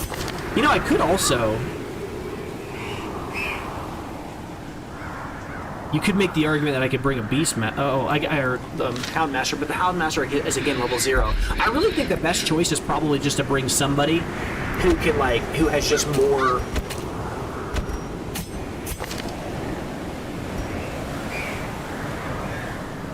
Well, this is probably the right choice, isn't it? Probably is Bondeville. It's probably Bondeville. What's that called? Fortune Seekers? It's probably Bondeville. Bondeville can mark the enemy with Mark for Death. And then he might even be able to pull off a stun on the enemy. I don't know if he actually can be stunned. I don't think the Prophet can be stunned, though. I don't care.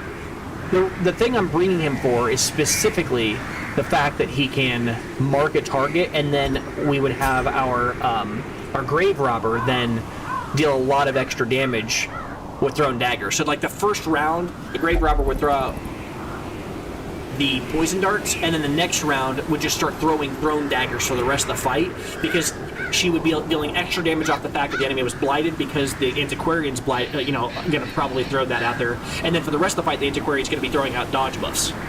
So you throw out blight resist debuff, then you spam constant dodges. She throws out a blight resist debuff with the poison darts, and then constantly starts throwing out daggers, while the consumed mark is also happening because the first round we have this guy mark them. That's actually a thing we could do here. And then of course we have a Highwayman who's just going to be dealing an enormous amount of damage over the course of the fight anyway, so that's good too. Yeah, I think this is a good comp. This is what we'll go with. Again, we're going to have to figure out some way of actually dealing with health, but that's okay. I'll just bring extra food, make sure we're topped out before the fight starts. What kind of a mission is this? It's a medium one? Yeah. 1112. Yeah. Not loving that. Level 2, level 1. Can I level up anything on any of these characters before we go? Is there anything I can do to get them more ready than they are? I'm going to bring in a whole squad and have them just die. Alright. Come up here and check and see what we can level up. Oh, okay, sure, that's good. Let's just level up all the things that I care about here. What is this? Finish him. We're not using finish him. Uppercut, we're not using either. Let's just level like this. I'm not going to be using caltrops, I think, much. Oh, wait. Debuff target plus 12% damage taken? Sure. Sure, because that will help the knives. Sure, we got a bit of a thing going on here now. A little bit of synergy happening here. All right. Oh yeah, I'm glad I came in here and did this. None of the original abilities I'm going to be using here. I'm certainly going to level this up. I don't care about the point blank shot. Oh, actually, that might be a cute thing to do. If I put point blank shot up there and he gets moved, then I can move him back when he gets in the front slot. I might actually. I'll keep it, but I'm not going to level it up. It's only going to get used for its utility of movement. I'm running out of money. That's kind of what I'm thinking about right now. She's fine as she is, I think. And then we already said that the Antiquarian doesn't really have anything. She's level 0. Alright, that's fine. I don't know what I'm doing in here. Maybe I'm just avoiding going to a fight that I'm afraid of. How about camping skills? Is it worth looking at here? Because there is an ability he has called Planned Takedown, extra damage versus size 2. He's not going to be attacking that guy, though. He can't reach him. He's going to mark him and then attack the pews. That's all he's going to be there for, is to make sure the mark stays on him.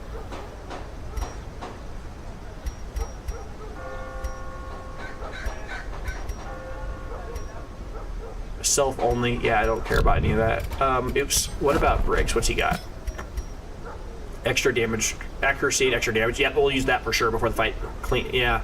Pep talk. I don't care about that. That's a 9 type. I wish we already have something for that. Gallows humor.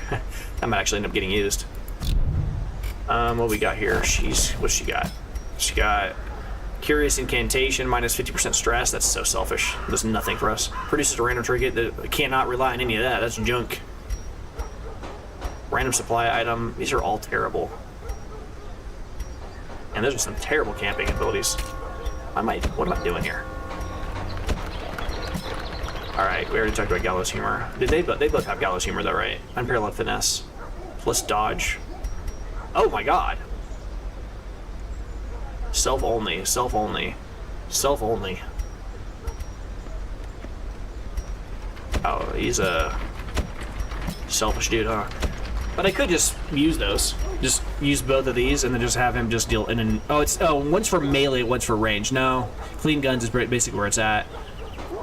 Clean guns is probably what we'll run, and then probably a gallows humor trigger would probably be good. We'll probably end up using that.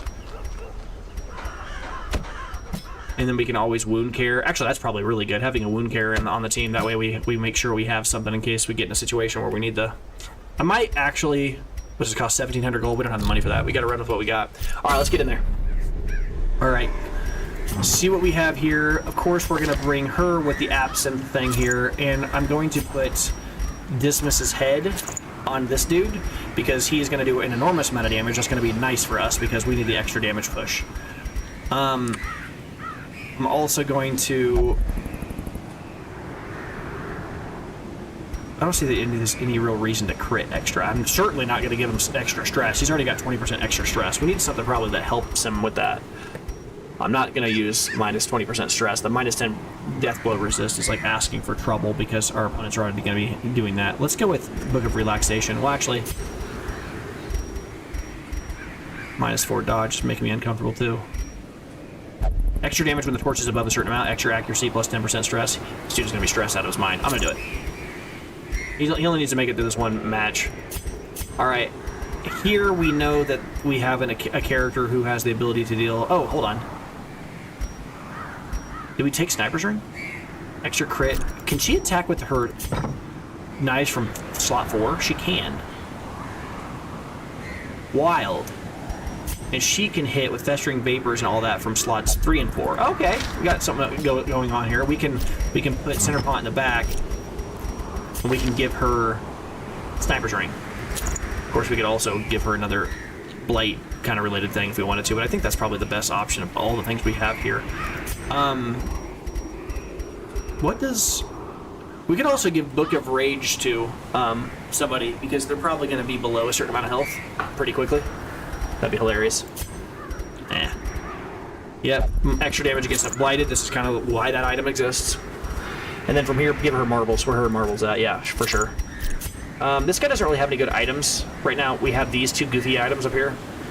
Smooth skill chance. Extra 4 dodge, we'll take it.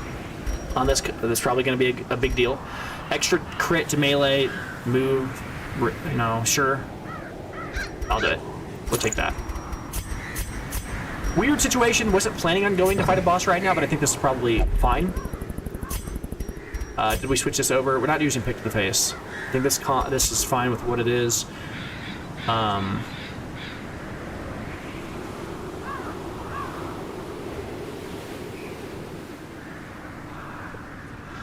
Ooh, I'm just a little nervous.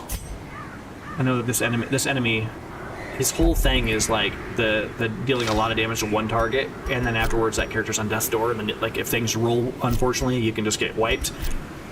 It's either going to be a really good run or it's going to be really bad. I don't think there's going to be an in-between here, so I hope there's a Vestal somewhere praying for the team. Alright, let's go. Alright, so from here it is the ruins. I'm going to bring 12 food like normal. I'm going to bring my normal shovels here. I guess I could go back one since I have a grave robber with us here. We'll bring extra holy water because that's always intelligent here. We're not bringing any bandages. I just wasn't impressed. Oh, actually, we have nobody in our team that can deal with this, so we will this time. Maybe even the anti-venom. We have no real heals, so it's probably a good idea. Then from here, we will bring torches as always. So there's 15 of them because of this mission, or 14 of them. 12 of them. I'll get there eventually. And then after that, maybe 1 extra skeleton key, maybe 2. I'll probably just stick with... No, I think 3. Yeah, we needed all of both of them in that last run, and it was a medium mission. The one thing I'm actually thinking here is I might actually overload on food because I have no meaningful heals. Not really on this team, so I'd rather just be super ready to feed people. I might bring 2 stacks. This is a boss fight, guys. Let's just take it seriously. I won't be sad that I did this, right? You go into the boss fight and you're just spamming food. We'll make sure that our firewood actually... Yeah, let's just overload on food. Feel pretty good about that. That one would be a pew chopper for sure. Yeah, but again... Oh shit, one size, yeah. I think this comp is actually going to be pretty good for dealing with pews. I think I'm just going to throw out a mark and then have my backliner. I'm going to have her just deal a bunch of damage. Everybody else, we already have 2 huge damage dealers. Everybody will dodge and then deal as much damage to the fuse as possible. And we're going to lean in on that. And I feel pretty good about this comp. There's no strategies without. Excavations beneath the manor were well underway when a particularly ragged indigent arrived in the hamlet. This filthy, toothless miscreant boasted an uncanny knowledge of my ambitions and prognosticated publicly that, left unchecked, I would soon unleash doom upon the world.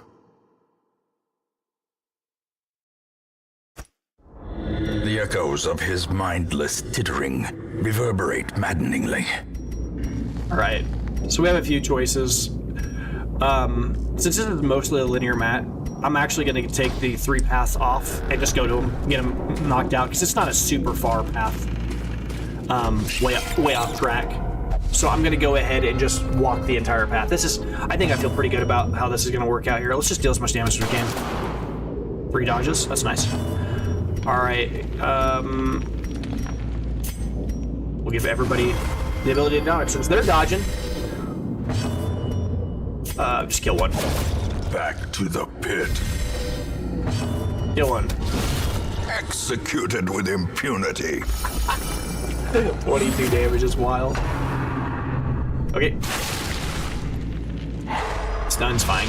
I'm not really worried about one round. Okay, that's annoying. Same target.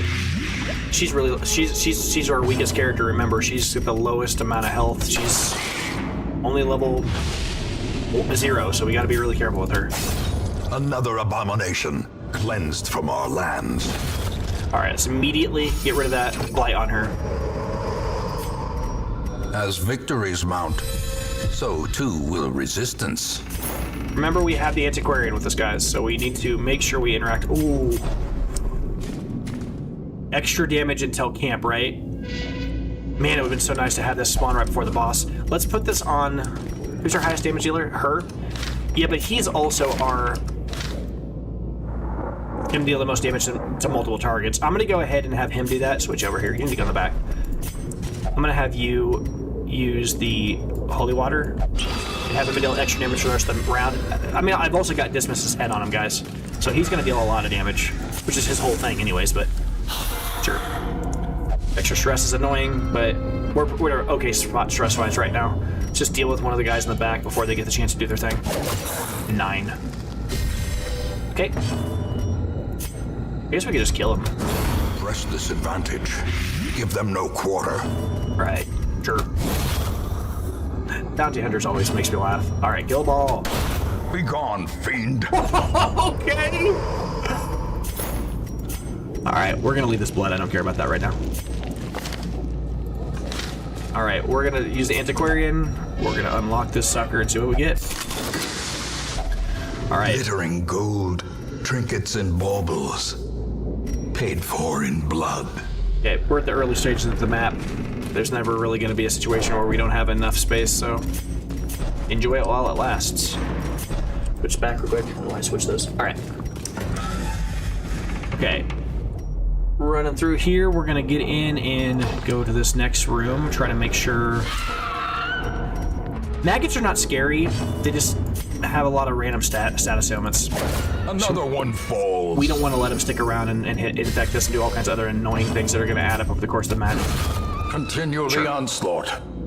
Destroy them all. Tagging. Dodge, nice dodge.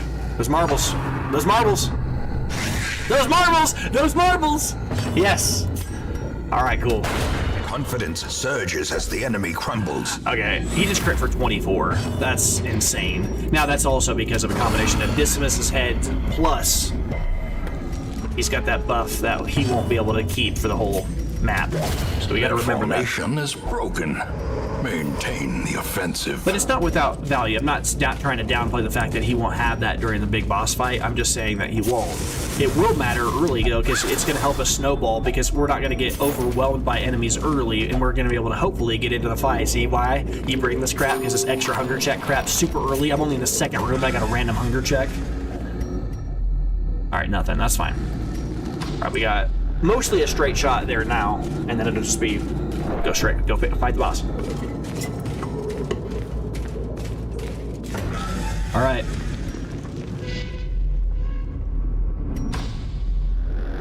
Rebel, that's fine. Even the cold stone seems bent on preventing passage. Looking at the ground for traps, that's all I'm looking for. I'm not touching those books. Books are annoying in this game. Seems like they're always The light, the promise of safety. punishing. Another thing you need to remember that I sometimes forget is when you lay camp, strategically remember that a camp immediately resets the fire to 100%. So, oh, look at this. Man, give me these right before the boss, not now. Yikes. I'm actually just gonna put it on him again, because if he just used Grape Shot, he can just rip through 3 guys every time.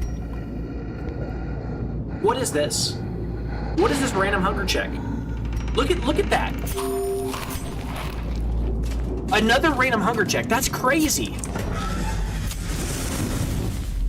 I've already gone through 8 food for nothing. Brutal. Wow. It's a very busy hallway, instead of hallways. All right, let's go ahead and unlock that thing you were talking about. Oh, I guess I've already done it. Oh, nope. Make sure we select the antiquarian here. Wealth beyond measure. Awarded to the brave and the foolhardy alike. Surprise is nice. Light this torch before we fight. All right. In radiance, may we find victory. Yeah, that's a lot of damage. That's wild. That Grape Shot blast, man. So we should be able to just kill 2 people real easy. Decimated. Oh, that guy does extra damage against humans. And he crit, so that was kind of insane. All right.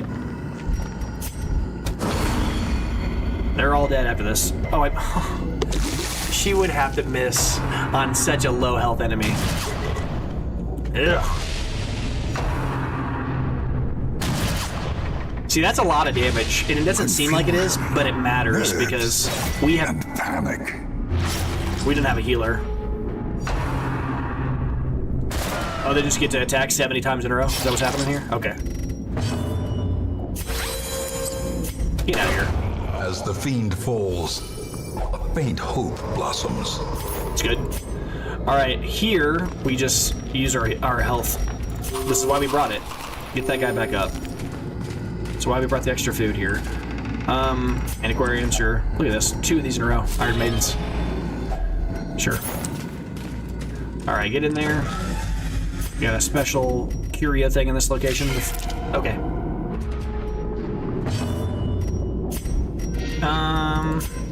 Sure.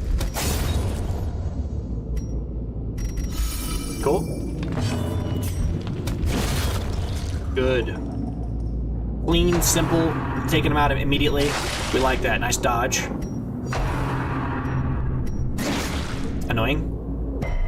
Not blighted though, that's good. Alright. So we have a lot of damage on our team. This is what I was talking about. While it does look like, you know, we have a truly susceptible team to like if our guys get hit by damage, they just take the damage. Our team also does an enormous amount of damage. And if we just hit 2 or 3 times, we can just take out the profit in like 2 rounds, 3 rounds. Remind yourself that overconfidence is a slow and insidious killer. I'm not gonna worry about taking any of this. I'm gonna save everything else we have right now. You can make an argument to take the Jade over the Onyx here because the Onyx is only 500 gold and the Jade is 375 at a stack of 2. There is an upside to finding another Onyx. We're likely to find more Onyx than we are the Jade. If we wanted to have that argument, we might as well. Let's just switch out the Citrine for the Jade. There's 3 of these, I understand, but I just don't like the Citrine. It's a pretty mediocre stack in general in this game. After this, the portrait's fine, but I'm not really. I'd rather keep 1 anti-venom for a team that's like really susceptible to getting picked on.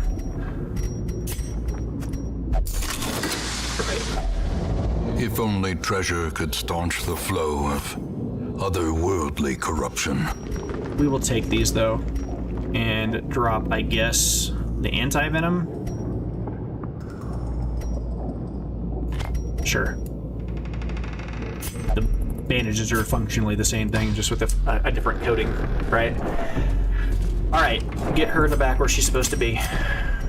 She's throwing I gotta remember to put her in the back because I don't want to walk in there against the Sonorous Prophet and find out that I didn't get her ready to be in the spot she needs to be. Now, she does have the ability to jump back there very quickly, which actually might be worth doing because she has Shadow Fade, Stealth 2 rounds, plus 85% damage, plus 5% crit, plus 11 dodge. That might actually be worth doing. Fight starts.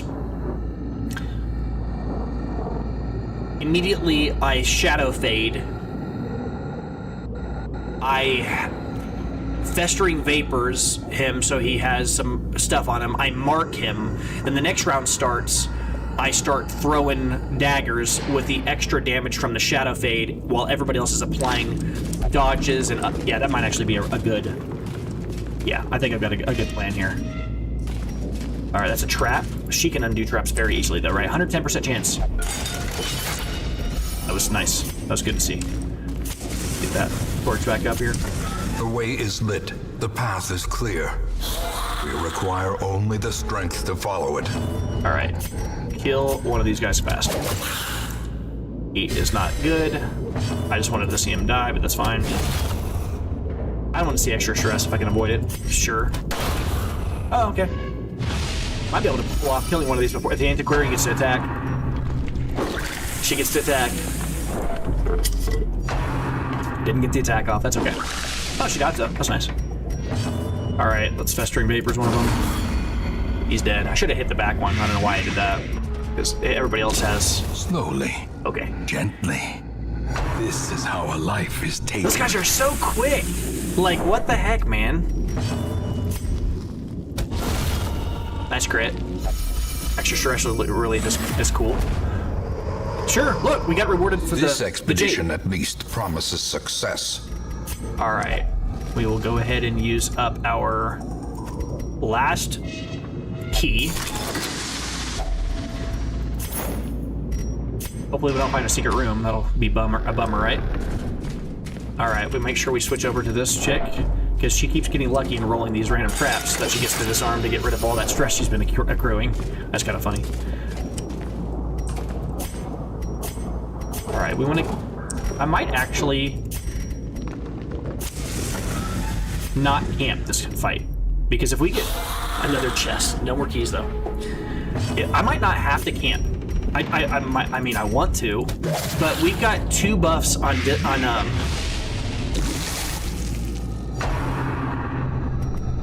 That's actually hilarious.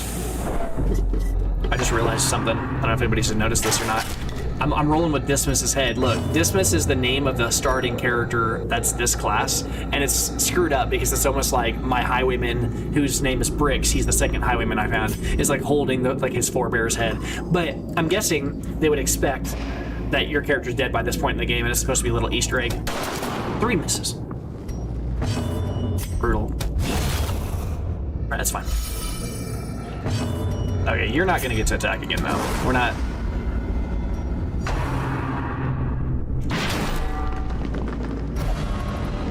And you stunned him. Okay. That was an unfortunate series of events there. But we're okay. Sure. Alright. Festering Vapors this guy. You'll notice I haven't stacked any dodge or anything like that because right now my focus is just... I have so much damage. My comp does so much damage that I'm really just trying to do an aggressive push and just push as fast as possible to get through here. Now I'm getting punished for it. Man! Two buckler stuns in a row, man. There's the damage he should deal. Whoa.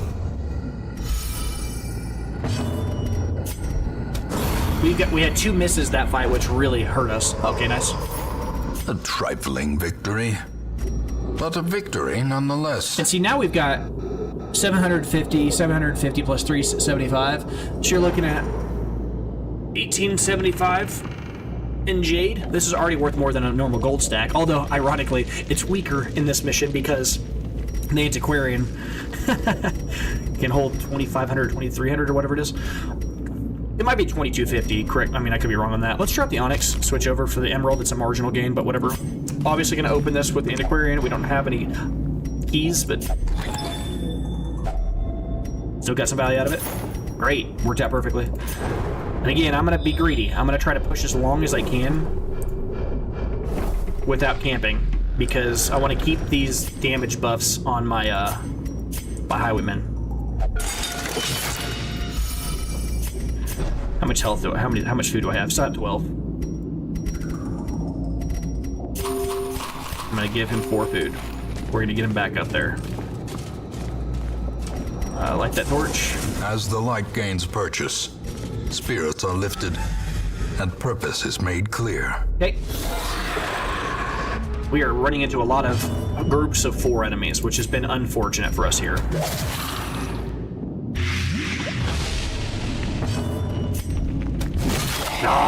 14 damage. He's a human. I was hoping just to instant kill him. That's fine. Grape Shot Blast will hopefully not miss this time. Good. Yep. I'm not so worried about a little bit of a tempting goblet. The stress is not the problem right now. It's the damage that's scary. Ugh. You would attack. Moving me doesn't bother me either. This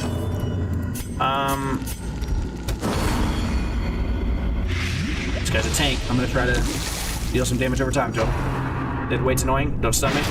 Man, he's the last 3 I've got hit by. They've all stunned. Yuck, dude. They are hitting all of this for a lot. 20. Just shoot him in the face. Annihilated. He crit for 38. That's the highest damage we've seen so far in this playthrough. That's awesome. All right, get this guy out of here. We're probably gonna have to camp, even though I don't want to. We'll see.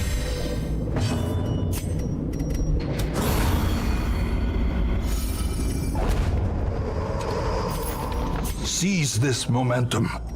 Push on to the task's end. I'm gonna drop this 1 anti-venom. I'm not gonna take the citrines. I don't care about the portrait. We've got enough portraits. And we're looking at a 1-to-1 in terms of value. Busts, you know, these stack in 6, these stack in 3, since that's equivalent exchange. We got a lot of portraits. Busts are something I could use more of, so I'll take those, as well as the crests. I'll leave the rest. Trapped. Unfortunate. Can't do much about that though. It just happens. It happens sometimes. Random hunger check. Just ruined our plan on if we were gonna. Surprise, nice. All right. Okay, so here we're gonna just, I guess, try to deal as much damage to 1 as we can. Just take him out. Again, we do a lot of damage to single targets. This is a balls of the wall, just kill him as fast as possible comp. That's what we are. We are not here for a long time comp. We're you're just dead right now comp.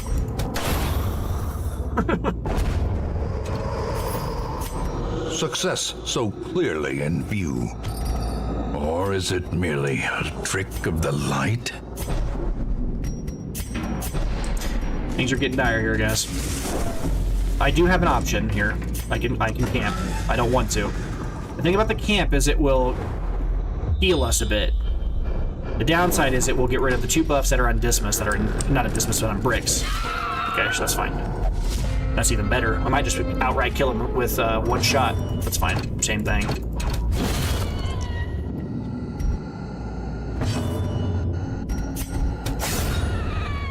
Look at the damage we deal, my god.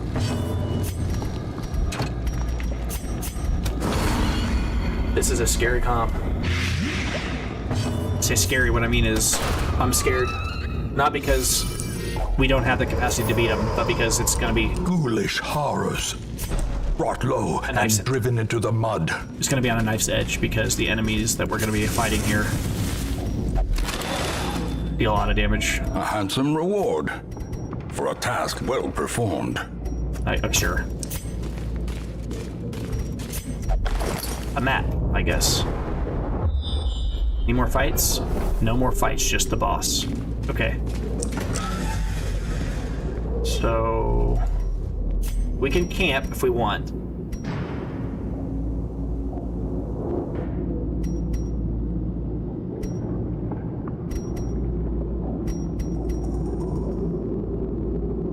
Wait a second. Oh, okay. I was like, where's his extra buffs? Look at this, though, guys. Look. Plus 15% extra damage in the ruins. Plus 60% damage until camp. I mean, what would you do? Like, would you camp here? Like, I really don't know. Because I'm going to lose a 60% steroid on our biggest damage dealer for the whole fight if I camp. And the only upside is I get a little bit of heal on everybody. It's not going to de-stress. I'm going to get to use our, like, little camping skills, but look at the camping skills. Plus 10 accuracy, plus 20% range, skills, plus 8% crit range skills, whatever. Plus 10 dodge, but I'm not even going to use this one. I'm only going to use clean guns. Clean guns is good, admittedly. Produces a random trinket. That might get used, but probably not. We'll probably also use... Yeah. But this is how we do it. Giving extra accuracy and crit to himself is not good. It does nothing here. And then she has gallows humor. Nobody's really that stressed out. I actually don't even think I'd camp here. I just think it's a bad choice. Which feels weird. But one of the other upsides is I can actually control who I heal before this fight. And if I get total chance lucked into a situation, like what happens if I got hunger checked right before the boss? Do you have any idea how awful that would be? Like, what would we do? A map? Come on, man. All right, here we go. So the question is, who do we heal? And the answer is probably the guy that we need to have survive. Right?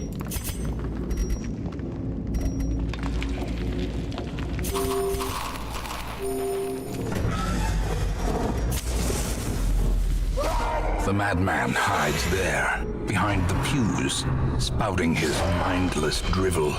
Yep, when he's targeting them. Okay, so here we will go ahead and... So I have a choice. I can either just try to kill these pews, or I could start trying to kill him.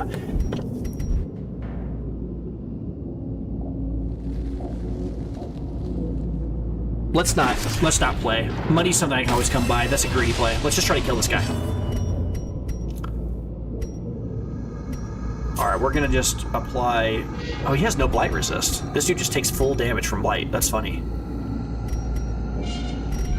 Let's try applying blight then. Got him out of fight. That'll be crazy. Let's go ahead and start dodging here. Dodge will be our best friend if we can pull this off. And then we'll hit him and try to make sure we can deal as much damage as we possibly can. Fulminate. Yep. Death waits for the slightest lapse in concentration. Yep. On death's door, both of them. As life That's what I'm talking about. That's a lot of damage. Terrible vistas of emptiness reveal themselves. Yep. He's targeting the right guy. Isn't that crazy how that works? But it don't matter whenever I move locations, right? This moves this forward too, right? Move forward too. And that's the little trick that I knew I could do one time here. So we're gonna try to take this guy out if we can, but it's just tough.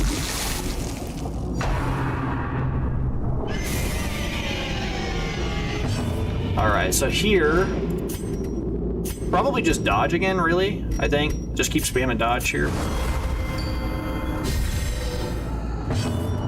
And then just try to heal the dude here. Yep. Dodge is nice. That was good. Prognosticate. Yeah, that's really bad. Because if I move her, then it puts the gunner up there. I'm probably going to accept that if the chick in the back dies, she dies. It's just how it's going to have to be. Can't do anything about it. How many more rounds? Marked rounds for one more round?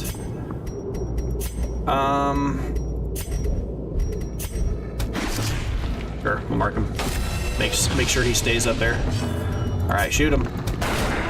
The ground quakes. Rid him for 30. Sure. Eye on you, huh? You're gonna kill I can't do anything about it. If chick in the back dies, she dies, right? We just talked about that. You know, I could be sneaky, and I could guard her, but I don't know if that's how that works. I don't know if guarding and then targeting my bounty hunter would actually help. I'm not gonna play any games, so I'm just gonna spam more dodge, because the whole team could deal with the dodge, and that would help a lot here. If she dies, she dies. Skill and purpose. What can you do? Can't do anything about it. Yep. Sure, prognosticate, yep. Targeting the right guys. As I said, this is going to be a very fast fight. We'll just try to kill them as fast as possible. Yeah. Kill him. That was a bad roll. It's a bad roll. Nice dodge. She can probably kill him, though, if she throws the darts, because he's still blighted. He's at 12, so he dies on a tick. Oh no. More blood soaks the soil, feeding the evil therein. Oh! Just bad rolls, man. What's he got health-wise? 3? I don't think I can actually target him. He's got one more round. So he's gonna be the one guy that lives. Unless he dies from the bleed. No, he's gonna win. He's gonna win on death's door like a G. That's funny. This guy's gonna bleed out from the blight. That's funny. Yep, In life, we won. claims to recognition were dubious at best. In Oh, death, brutal. they are ridiculous. Be Yeah. wary. Triumphant pride precipitates a dizzying fall. So, obviously, we have to drop some items to take these things. We're not going to lose any items that were like, you know, high tier items. We're going to keep all that stuff. I don't really care about the agility talent. We've already got one of those. Here, we obviously, this is a freebie. We take that. Now, as far as items are concerned here, this is not that bad. Like, I don't care about this item. I don't care about that item. Everything that's in my inventory, I basically got out with all the items. I lose the bag of marbles unless I want to take those, which I can. I mean, all things considered, I can also drop this bust and take this uncommon item. And then from here, this leaves us with gold. Actually, gold stack. Oh, gold no longer stacks correctly because our antiquarian died, so my gold stacks don't work right anymore. That's brutal. All right, so don't care about any of these other items.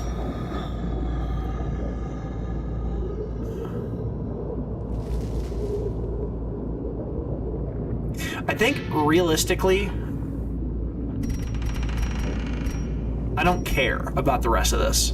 Yeah, the jade is 1,800 gold. I think that's better than the bag of marbles. The bag of marbles is fine. It's a replaceable part. And as I said, yeah, I think this is fine. The busts are fully stacked. Yeah, this is it. Not the most pretty, but like I said, it's gonna be fast. It's gonna go. Lone Survivor. I just got an achievement. Kill any boss with only one hero remaining, and we did it the most extreme way too, right? Not only did we survive, but we survived on death's door with 0 health. Well, I guess that's redundant, you know. And we were one. I mean, it was done. It was down to the wire, and he died not because of the guy, but because of the fact that he was bleeding out from the blight. That's hilarious. That was one of the worst. Yeah.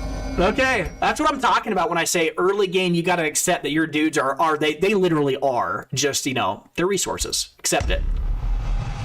He's bloodthirsty. Well, I mean, that would make sense after that. And see, that's another reason it sucks. That means that we've lost all that money we put on Centerpont, right? Because Centerpont was the dude, or was the chick that we had Luminous as well as Hot to Trot on. It is what. Let me share with you the terrible wonders I have come to know. Yep, the Fanatic will stock parties with infected foes. This is who I was talking about before. I didn't realize there was an event that triggered it. I just remembered that there was something that triggered it. So this guy is, if you have 2 or more people in your party that have the Crimson Curse, then he'll come hunting, and he's a wandering boss like any other boss, and he's not a joke. But yeah. Yeah, but... You know, we got through it. We did what we needed to do. I mean, we actually walked out of there with quite a bit. You know, even though we did lose that, I mean, let me actually say that correctly. We won that, but it felt like a loss, didn't it, almost? We did walk out of that with a net gain. And hey, look, there's the guy. We were talking about the Ancestors' Memories. He's hovering right in front of it. There's the crazy guy that I was talking about. What's he called? The Fanatic. Yeah, the Fanatic.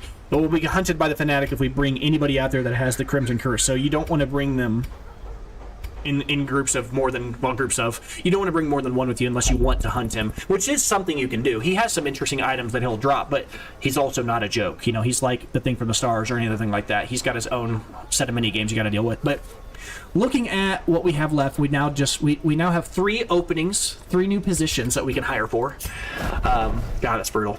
None of which are positions that we just rolled, but in this case, we don't really even look at what they have. We're going to be taking them no matter what, right? Because we have the slots. Let's see what we get, though. Natural Eye, extra damage, range skills, literally useless, fragile, slow reflexes. That's just awful. All that's awful.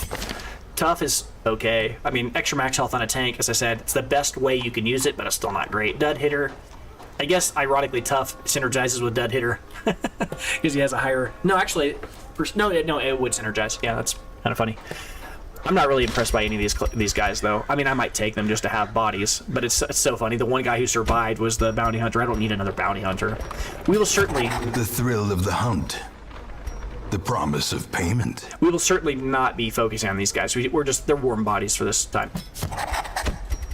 The raw strength of youth may be spent, but his eyes hold the secrets of 100 campaigns. The nice part about what just happened is, we did walk back with quite a few busts, quite a few crests. We can probably upgrade something. I'm not sure. Let's check and see what we have options for here.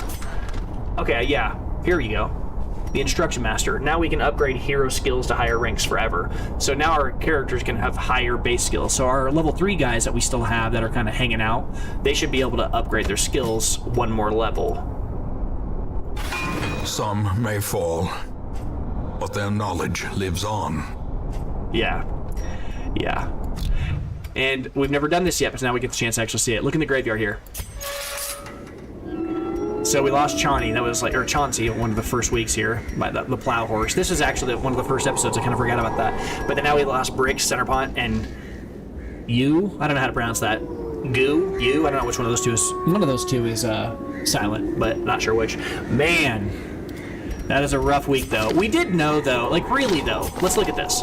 Warrior, Guilty Conscience was locked. I didn't even notice that. Warrior of the Light was a good ability. The thing that hurts right here is Centerpont. Now, I don't want to spoil things for people, but hopefully one day maybe somebody will bless us and maybe we'll get a second chance with one of these characters.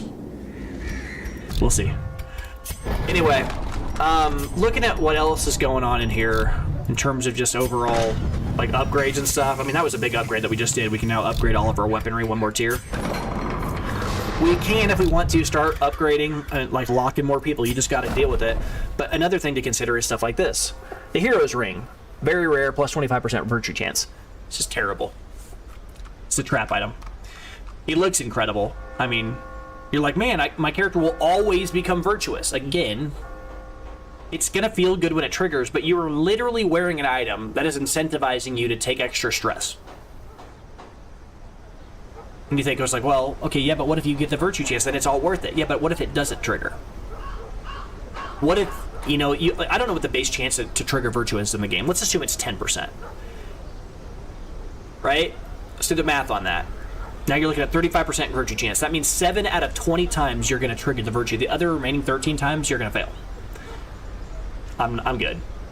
That sounds like a bad item to me. I think this is one of those items that should probably be a one-time consumption or something like that. You bring it with you and it's like a consumable. You wear it, and then for that one mission, if you wear it and your character would have become afflicted, they consume it and then they become, whatever, that one time. And that would actually create some interesting builds, because then you could bring a second equipment for that character, anticipate a trigger, they could become whatever, and then afterwards you could then throw an item to slot on that, although that might be a little bit min-maxy. But in my mind, I can't imagine a world where I would ever use the Hero's Ring. Honestly, it just feels like a terrible item just reading it. Not to meta the game, but I just think about what we've experienced.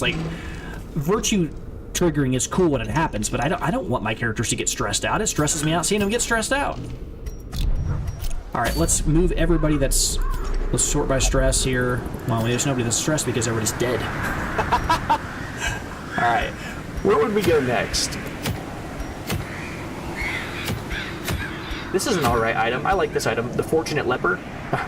The Fortunate Amulet. Plus 8 accuracy, plus 3 crit, percent crit on the leper. Yeah, This is solid. I like this item. Same way as I like the lepers, like the berserker mask. It's a pretty solid item. I've used this quite a bit. I've actually used this item well into the late game, even though it's an uncommon item. I think just the extra 3% crit is it's not trivial. I think it's pretty solid, and the extra accuracy is pretty good. Is it a great item? Solid. Not incredible. Lucky Talisman, Grave Robber only, plus 12 dodge, interesting, plus 10 accuracy and range skills. I like that item. I like that item a lot, actually. It might be worth going after. Well, there's another Grave Robber. Are you trying to rub in my face that I just lost my Grave Robber? What are we doing here? I already have the Sacred Scroll. We don't need that. We already have the Defender's Seal. I do like the Blighting Satchel. Another Grave Robber. You guys are rude. There's 3 Grave Robber items that are being rolled out here. The game's trying to embarrass or, rub it in my face. I just lost Center Pot. That's alright. Alright, that'll give us an idea for what we'll do next, but I think I'm actually going to stop. I've been playing for, well, I don't know how many hours now. 3 hours, 20 minutes? My God. Time flies when you're having fun, but at least I'm going to take a break. Get up, stretch, do something else. I might come back and play here in a little bit, but I want to kind of stop here because I think this is a good stopping spot anyways. I mean, we've defeated a boss. If I don't play anymore tonight, I don't. If I do, I do. But I definitely need to get up and just clear my head for a little bit, stretch, maybe grab something to eat. But yeah, it's been a lot of fun. I hope you had a little bit of fun watching me play against that boss, but also kind of goes to show you the point of that boss, right? You go up against that dude. If you go up against the Prophet, do not underestimate. Think about what would have fixed that fight. Do you realize how easy that fight would have been if I would have had a Vestal? Which makes sense, right? Because the Vestal is a ruins kind of focused like healer, right? If I would have brought a Vestal in there and the Vestal every single round is heal everybody. Heal everybody. Who cares if I'm taking 40 damage from the falling ceiling? I'm just going to heal for 2. Everybody. And they're going to hit Death's Door, be off of it. And it would have trivialized the entire fight, right? But it's kind of fun to kind of show the ups and downs of, like, why you might not want to fight against them with certain things, and kind of show you the true, downside of that enemy, and where the real pockets of, like, fear are with him. Because as you saw, I mean, it was a fast, high octane fight, and the 3 times they rolled Death's Door, they died. I think there was one time where he used an AoE that hit everybody, and everybody dodged, and 2 people were on Death's Door. But otherwise, I think 3 out of 5 Death's Door roll checks, I got hit. And yeah, it was brutal. And we just took it on the chin in that fight. But like I said, I figured it was going to be a tough one. And I really knew going in, I might lose a character, maybe 2. Didn't expect to lose 3. But it was 100% a possibility. Actually, I pretty easily could have lost the 4th. But that's exactly what I'm talking about. Don't go against a boss unless you're either really, really set. Like I said, if I would have had a Vestal, I would have trivialized that fight. A Vestal would have been a much better choice than having the Antiquarian there, right? Because the Antiquarian, all she did was give us some dodging, and it kind of worked. Whereas the Vestal would have been like, take the damage, just get punched in the face, I'll heal you up. It doesn't matter. But anyway, I had a lot of fun. I think that was a good learning lesson to kind of show the point. Next time we go up against that guy, we for sure know what that minigame is, right? The next time we see him, we'll bring a healer. And I will wrap it up here, and I will hopefully, if I have the gumption to get back on and play a little bit, I will. If I don't, I might take a shower, relax for a bit. Sitting and playing a game for 3 hours it's a long time to be playing a game. So, but I hope you enjoy it. I hope you enjoyed us failing a little bit there, flailing and failing. I guess technically it was a success, but it didn't really feel like it. And next time we're here, we will probably stick to a simpler mission just to kind of to lick our wounds and kind of start rebuilding our roster. And I think the next major boss we will fight will probably be that Swine King or Swine Prince. We just didn't do it because we happened to get that Silence in the Crypts.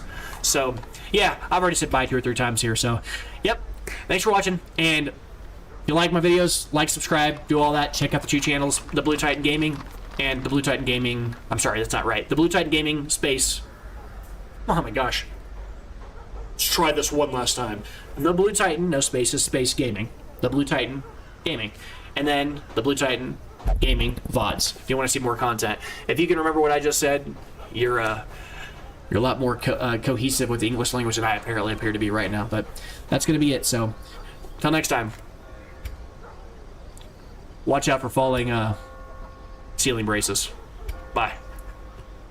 Oh, I didn't even see you. Hey, Curly.